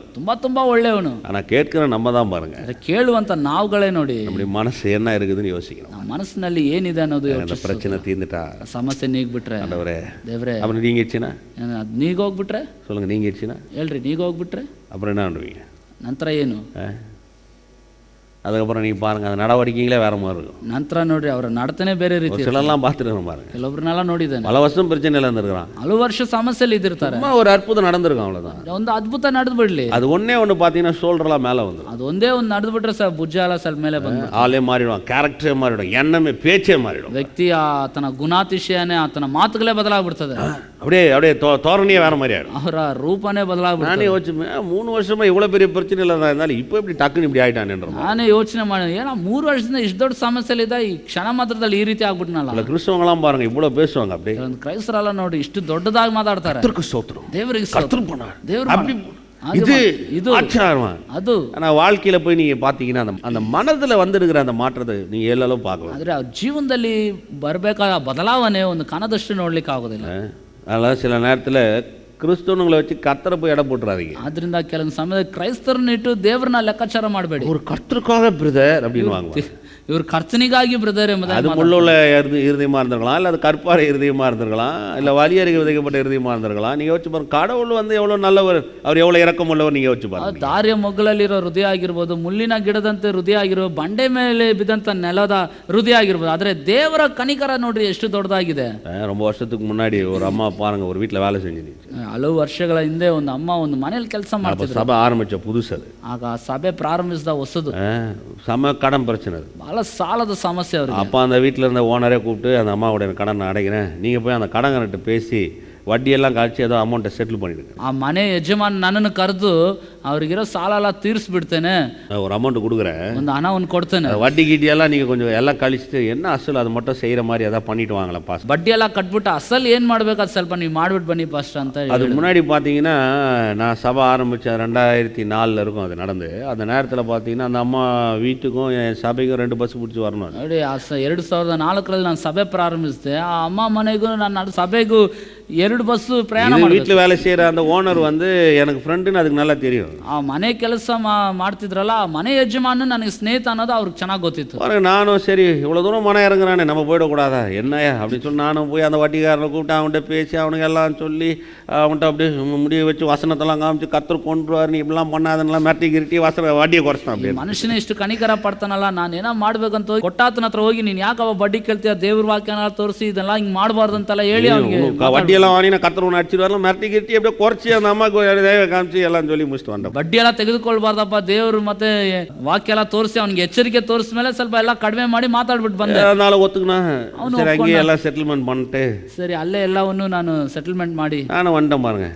இவருக்கையும் சொன்னேன், ಇವ್ರ ಹತ್ರನೇ ಬಂದು ಹೇಳ್ದೆ. அப்புறம் அந்த அம்மா சொன்னேன், இனி மேலேயாவது ஒழுங்காரம்மா, கடவுள் நல்லா காய்ச்சி செஞ்சாரு, ಇನ್ಮೇಲಾದ್ರೂ ಸ್ವಲ್ಪ ಚೆನ್ನಾಗಿರಮ್ಮ, ದೇವ್ರು ನನಗೆ ಒಳ್ಳೇದನ್ನ ಮಾಡಿ. அந்த ஓனர்கிட்ட அந்த அம்மா சொல்லிச்சு, எங்கள் வீட்டுக்காருக்கு கவர்மெண்ட்டில் தான் வேலை செய்கிறாரு, அந்த செட்டில்மெண்ட் பணம் வந்து அவங்களுக்கு கொடுத்துட்றேன் அப்படின்னு. ಆ ಮನೆ ಯಜಮಾನಿಗೆ ಹೇಳಿದ್ರು, ನನ್ನ ಗಂಡ ಒಂದು ಸರ್ಕಾರದ ಕೆಲಸದಲ್ಲಿ ಇದ್ದಾರೆ, ಅವ್ರಿಗೆ ಹಣ ಬರಬೇಕು, ಬಂದರೆ ನಿಮ್ಗೆ ಕೊಟ್ಬಿಡ್ತಾರೆ, செட்டில் பண்ணிடுறேன் பாஸ்டர் அவர் அந்த மாதிரி சொன்னேன். அவர் சொன்னார் அந்த ஓனர், அதெல்லாம் ஒன்றும் இல்லைங்க, அது தந்தா தாட்டம் விட்டுருங்க, ಅದು ಬಂದಿದೆ ಕೊಟ್ಬಿಡ್ತೇನೆ ಪಾಸ್ಟ್ ಅಂತ ಹೇಳಿದ್ರು. ನಾನು ಅವ್ರ ಹತ್ರ ಹೇಳಿದೆ, ಬಂದರೆ ಪರವಾಗಿಲ್ಲ ಪಾಸ್ಟ್ ಅಂತ ಅವ್ರು ಹೇಳಿ விட்டார் பாருங்க. ಹಾಗೆ ಬಿಟ್ಬಿಟ್ರು. கரெக்டாக இந்த கடன் செட்டில் அடுத்த மட்டும் ரிட்டையர்மெண்ட் அவருக்கு. ಅದು ಸಾಲ ನೀಗಿ ನಂತರದ ತಿಂಗಳ ರಿಟೈರ್ಮೆಂಟ್. இனி வரையும் அந்த பொம்பளை எங்கே இருக்குதுன்னு எனக்கு தெரியாது. ಇವತ್ತಿನವರೆಗೂ ಆ ಸ್ತ್ರೀ ಎಲ್ಲಿದಾರೋ ಗೊತ್ತೇ. ரொம்ப வருஷத்துக்கு அப்புறம் ஒரு நாள் ஏதோ ஒரு ஹாஸ்பிட்டலில் கிராஸ் பண்ணும்போது ஒரு கேட் வாசப்படில் பார்த்தேன், அதே கோலம், அதே கண்டிஷன், அதே தரித்திரத்தில் அந்த பொம்பளை உட்காந்துருச்சு. ಬಹಳ ವರ್ಷಗಳ ನಂತರವಾಗಿ ಆ ಸ್ತ್ರೀನ ಸಂಧಿಸಿದ ಒಂದು ಆಸ್ಪತ್ರೆ ಗೇಟ್ ಹತ್ರ ಅದೇ ಬಡತನದಲ್ಲಿ, ಅದೇ ವೇಷದಲ್ಲಿ, ಅದೇ ಇದ್ದಂಥ ಸ್ಥಿತಿಯಲ್ಲೇ ಅವರು ಹಾಗೆ ಇದ್ರು. அதே கண்டிஷன், ಅದೇ ಸ್ಥಿತಿಗತಿ, எல்லா அளவு அது எதுவும் மாறல பாருங்க. ಒಂದು ಕಣದಷ್ಟು ಸಹ ಒಂದು ಬದಲಾವಣೆ ಇಲ್ಲ. 2004 இது நடந்தது. 2004ರಲ್ಲಿ ನಡೆಯಿತು. 2010 6 வருஷத்துக்கு அப்புறம் அந்த லேடியை நான் பார்த்தேன். 2010ರಲ್ಲಿ ಅಂದ್ರೆ 6 ವರ್ಷಗಳ ನಂತರ ಆ ಸ್ತ್ರೀನ ನೋಡಿದೆ. ஆவிக்குரிய சபைக்கு போறதான், ಆತ್ಮಿಕ ಸಭೆಗೆ ಹೋಗುವಂತ, அந்நிய பாஷை பேசும் தான், ಒಳ್ಳೆ ಅನ್ಯ ಭಾಷೆ ಮಾತಾಡುವಂತದ್ದು, ஞானஸ்தானம் எடுத்து தான் இருக்குது, ಒಂದು ಮುಳುಗಿನ ದೀಕ್ಷಾಸ್ಥಾನ ஆனா ತೆಗೆದುಕೊಂಡಿದೆ. பேச்சும் அது சொல்றதும் கேட்டீங்கன்னா அப்படியே நம்ம கன்னி மரியாதை ಕೂಡ ಮಿಂಚಿருக்கும் அந்த மாதிரி பேசும். ಆದರೆ ಆಕೆ ಮಾತುಗಳನ್ನೆಲ್ಲ ಕೇಳಿದ್ರೆ ಈ ಮರಿಯಲು ಸಹ ಏನಿಲ್ಲ தோன்ற விதம் ಹೇಳುವಂತ ರೀತಿ, கர்த்தர் எனக்காக இதை செய்துட்டாரேப்பா, ದೇವರು ಇದನ್ನ ನನಗಾಗಿ ಮಾಡ್ಬಿಟ್ನಲ್ಲ ಪಾಸ್ಟರ್, அவர் ஜீவனுள்ள நாளெல்லாம் ಅದು ಜೀವವುಳ್ಳ அவருக்காக ಆತನಿಗಾಗಿ. காசு வாங்கி கொடுத்தோன்னே அடுத்த நிமிஷமே காலி அது ದುಡ್ಡು ತೆಗೆದುಕೊಟ್ಟ ವ್ಯಕ್ತಿನ ನಂತರದ ಕ್ಷಣ உண்மை பாருங்க. ಎಲ್ಲ ನಿಜ ನೋಡಿ. ஒருத்தருடைய இருதயத்தை அவன் மாத்திக்கலன்னா பெற்றுக்கொண்டது அவனுக்கு கடினமா. ಒಬ್ಬರು ತನ್ನ ಹೃದಯವನ್ನು ಬದಲಾಯಿಸ್ಕೊಳ್ತಿದ್ರೆ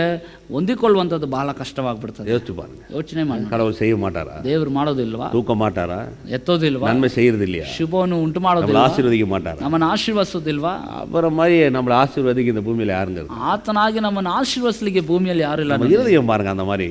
ನಮ್ಮ ಹೃದಯ ನೋಡಿ ಆ ರೀತಿ. அவன் பாக்குறான், ನಾನು ನಿನ್ನನ್ನು ನೋಡ್ತಿದ್ದೆ, நம்ம இடத்துல கேட்க போறேன், ನಿನ್ ಬಳಿ ಕೇಳ್ತಂದೆ, நீ தரத நான் பெற்று ನೀನ್ ಕೊಡೋದನ್ನ ನಾನು அதுலயே எண்ணங்களை வளர்த்து ಅದರಲ್ಲಿ ನಾನು ಯೋಚನೆ ಬೆಳೆಸ್ತೇನೆ. முள்ளு வளர்ந்தாலும் அதை கிள்ளி போடுறேன் நான். ಆ ಮುಳ್ಳು ಬೆಳೆದ್ರು ಸಹ ಅದನ್ನು ನಾನು ಕಿತ್ತು உலக ಬಿಸಾಡ್ತೇನೆ. ஐஸ்வர்யம் வந்து என்னை ஏமாத்தும் போது முள்ளு அதை கிள்ளி போடுறேன் நான். ಲೋಕದ ಐಶ್ವರ್ಯ ಎಂಬಂತ ಚಿಂತೆ ಬರುವಾಗ ಆ ಮುಳ್ಳನ್ನು ನಾನು ಕಿತ್ತು கற்பாரம் மாதிரி இருக்கிறத உடைக்கிறாத, ಬಂಡೆ ಅಂತ ಇರೋದನ್ನ ನಾನು ಒಡೆದೇ ಹಾಕ್ತೇನೆ. வசனத்தை ஏற்றுக்கொள்றேன், ವಾಕ್ಯವನ್ನು அந்த ಸ್ವೀಕರಿಸ್ತೇನೆ. வசனம் உள்ள போய் அந்த கற்பாறையில் அந்த முள்ளையும் ஒண்ணுமில்லாம ஆக்கிறதுக்கு செய்யறாரு. ಆ ವಾಕ್ಯ ಒಳಗೆ ಹೋಗಿ ಆ ಬಂಡೆನ ಮುಳ್ಳು ಗಿಡವನ್ನು ಏನಿಲ್ಲದೆ ಮಾಡುವಾಗೆ ಮಾಡ್ತೇನೆ. கர்த்தாவே நீ நல்லவர், ದೇವ್ರೆ ನೀನು ಒಳ್ಳೆಯವನು, நான் கேட்கிறான், ನಾನು ಕೇಳ್ತೇನೆ என் ಸ್ವಾಮಿ, கரம் கொடுக்கிற மாதிரி இருக்கும். ನನ್ನ ಕರ ಕೊಡುವಂತದಾಗಿರ್ಬೇಕು. Amen. ಆಮೆನ್. எந்த மாதிரி விசுவாசி ಎಷ್ಟು ಜನ ನಂಬ್ತೀರಾ? அப்படிதான். அப்படி வளர வளர பாருங்க, அவர் கொடுக்கறதையும் உங்களால பெற்றுக்கொள்றது. ಹಾಗೆ ಬೆಳೀತಾ ಇದ್ದಾಗೆ ನೋಡ್ರಿ, ನೀವು ಕೊಡುವವರನ್ನಾಗಿ ನಿಮ್ಮನ್ನು, உங்க எண்ணம் மாறும், ನಿಮ್ಮ ಯೋಚನೆ ಬದಲಾಗ, பேராசை வெளியில போகும், ದುರಾಸೆ ಅನ್ನೋದು ಹೊರಗೆ நான் ಹೋಗ್ತದೆ. என்ற சுயநலம் உங்களை வந்து அற்று ನಾನು ಎಂಬಂತ ಸ್ವಾರ್ಥತೆ ನಿಮ್ಮಿಂದ ನೀಗಿ ಹೋಗ್ತದೆ. ஏமாத்துறது, துரோகம் செய்யறது நம்மளை விட்டு விலகிடும். ಮೋಸ ಮಾಡೋದು,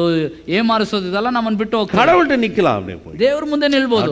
பெற்றுக்கொள்ளக்கூடிய அந்த எண்ணங்கள் நமக்குள்ள மலர ஆரம்பிக்கும். ಆತನಿಂದ ಹೊಂದಿಕೊಳ್ಳುವಂತ ಯೋಚನೆಗಳು ನಮ್ಮಲ್ಲಿ ಅರಳುತ್ತವೆ. எதுவுமே விசுவாசிங்க, அவர் உயிரோடு இருக்கிறார். ಎಷ್ಟು ಜನ ನಂಬ್ತೀರಾ? ಆತನ ಜೀವ ಸ್ವರೂಪನಾಗಿದ್ದಾನೆ. விசுவாசிக்கிறீங்களா? ನಂಬ್ತೀರಾ? அவன் வலது பாசல உட்கார்ந்து இருக்கிறான்னு விசுவாசி. ತಂದೆಯ ಬಲಭಾಗದಲ್ಲಿ ಇದ್ದಾನೆ ಅನ್ನೋದು ನಂಬ್ತೀರಾ? நம்ம ஆராதிக்கும் போது அதை கேட்கிறான்னு விசுவாசி. ನಾವು ಆರಾಧಿಸುವಾಗ ಅದನ್ನು ಆತನ ಕೇಳ್ತಾನೆ ಅನ್ನೋದು நம்ம ನಂಬ್ತೀರಾ? ஜெபம் பண்ணும்போது அவர் கேட்கிறான்னு விசுவாசி. ನಾವು ಪ್ರಾರ್ಥಿಸುವಾಗ ಅದನ್ನು ಕೇಳ್ತಾನೆ ಅನ್ನೋದು ನಂಬ್ತೀರಾ?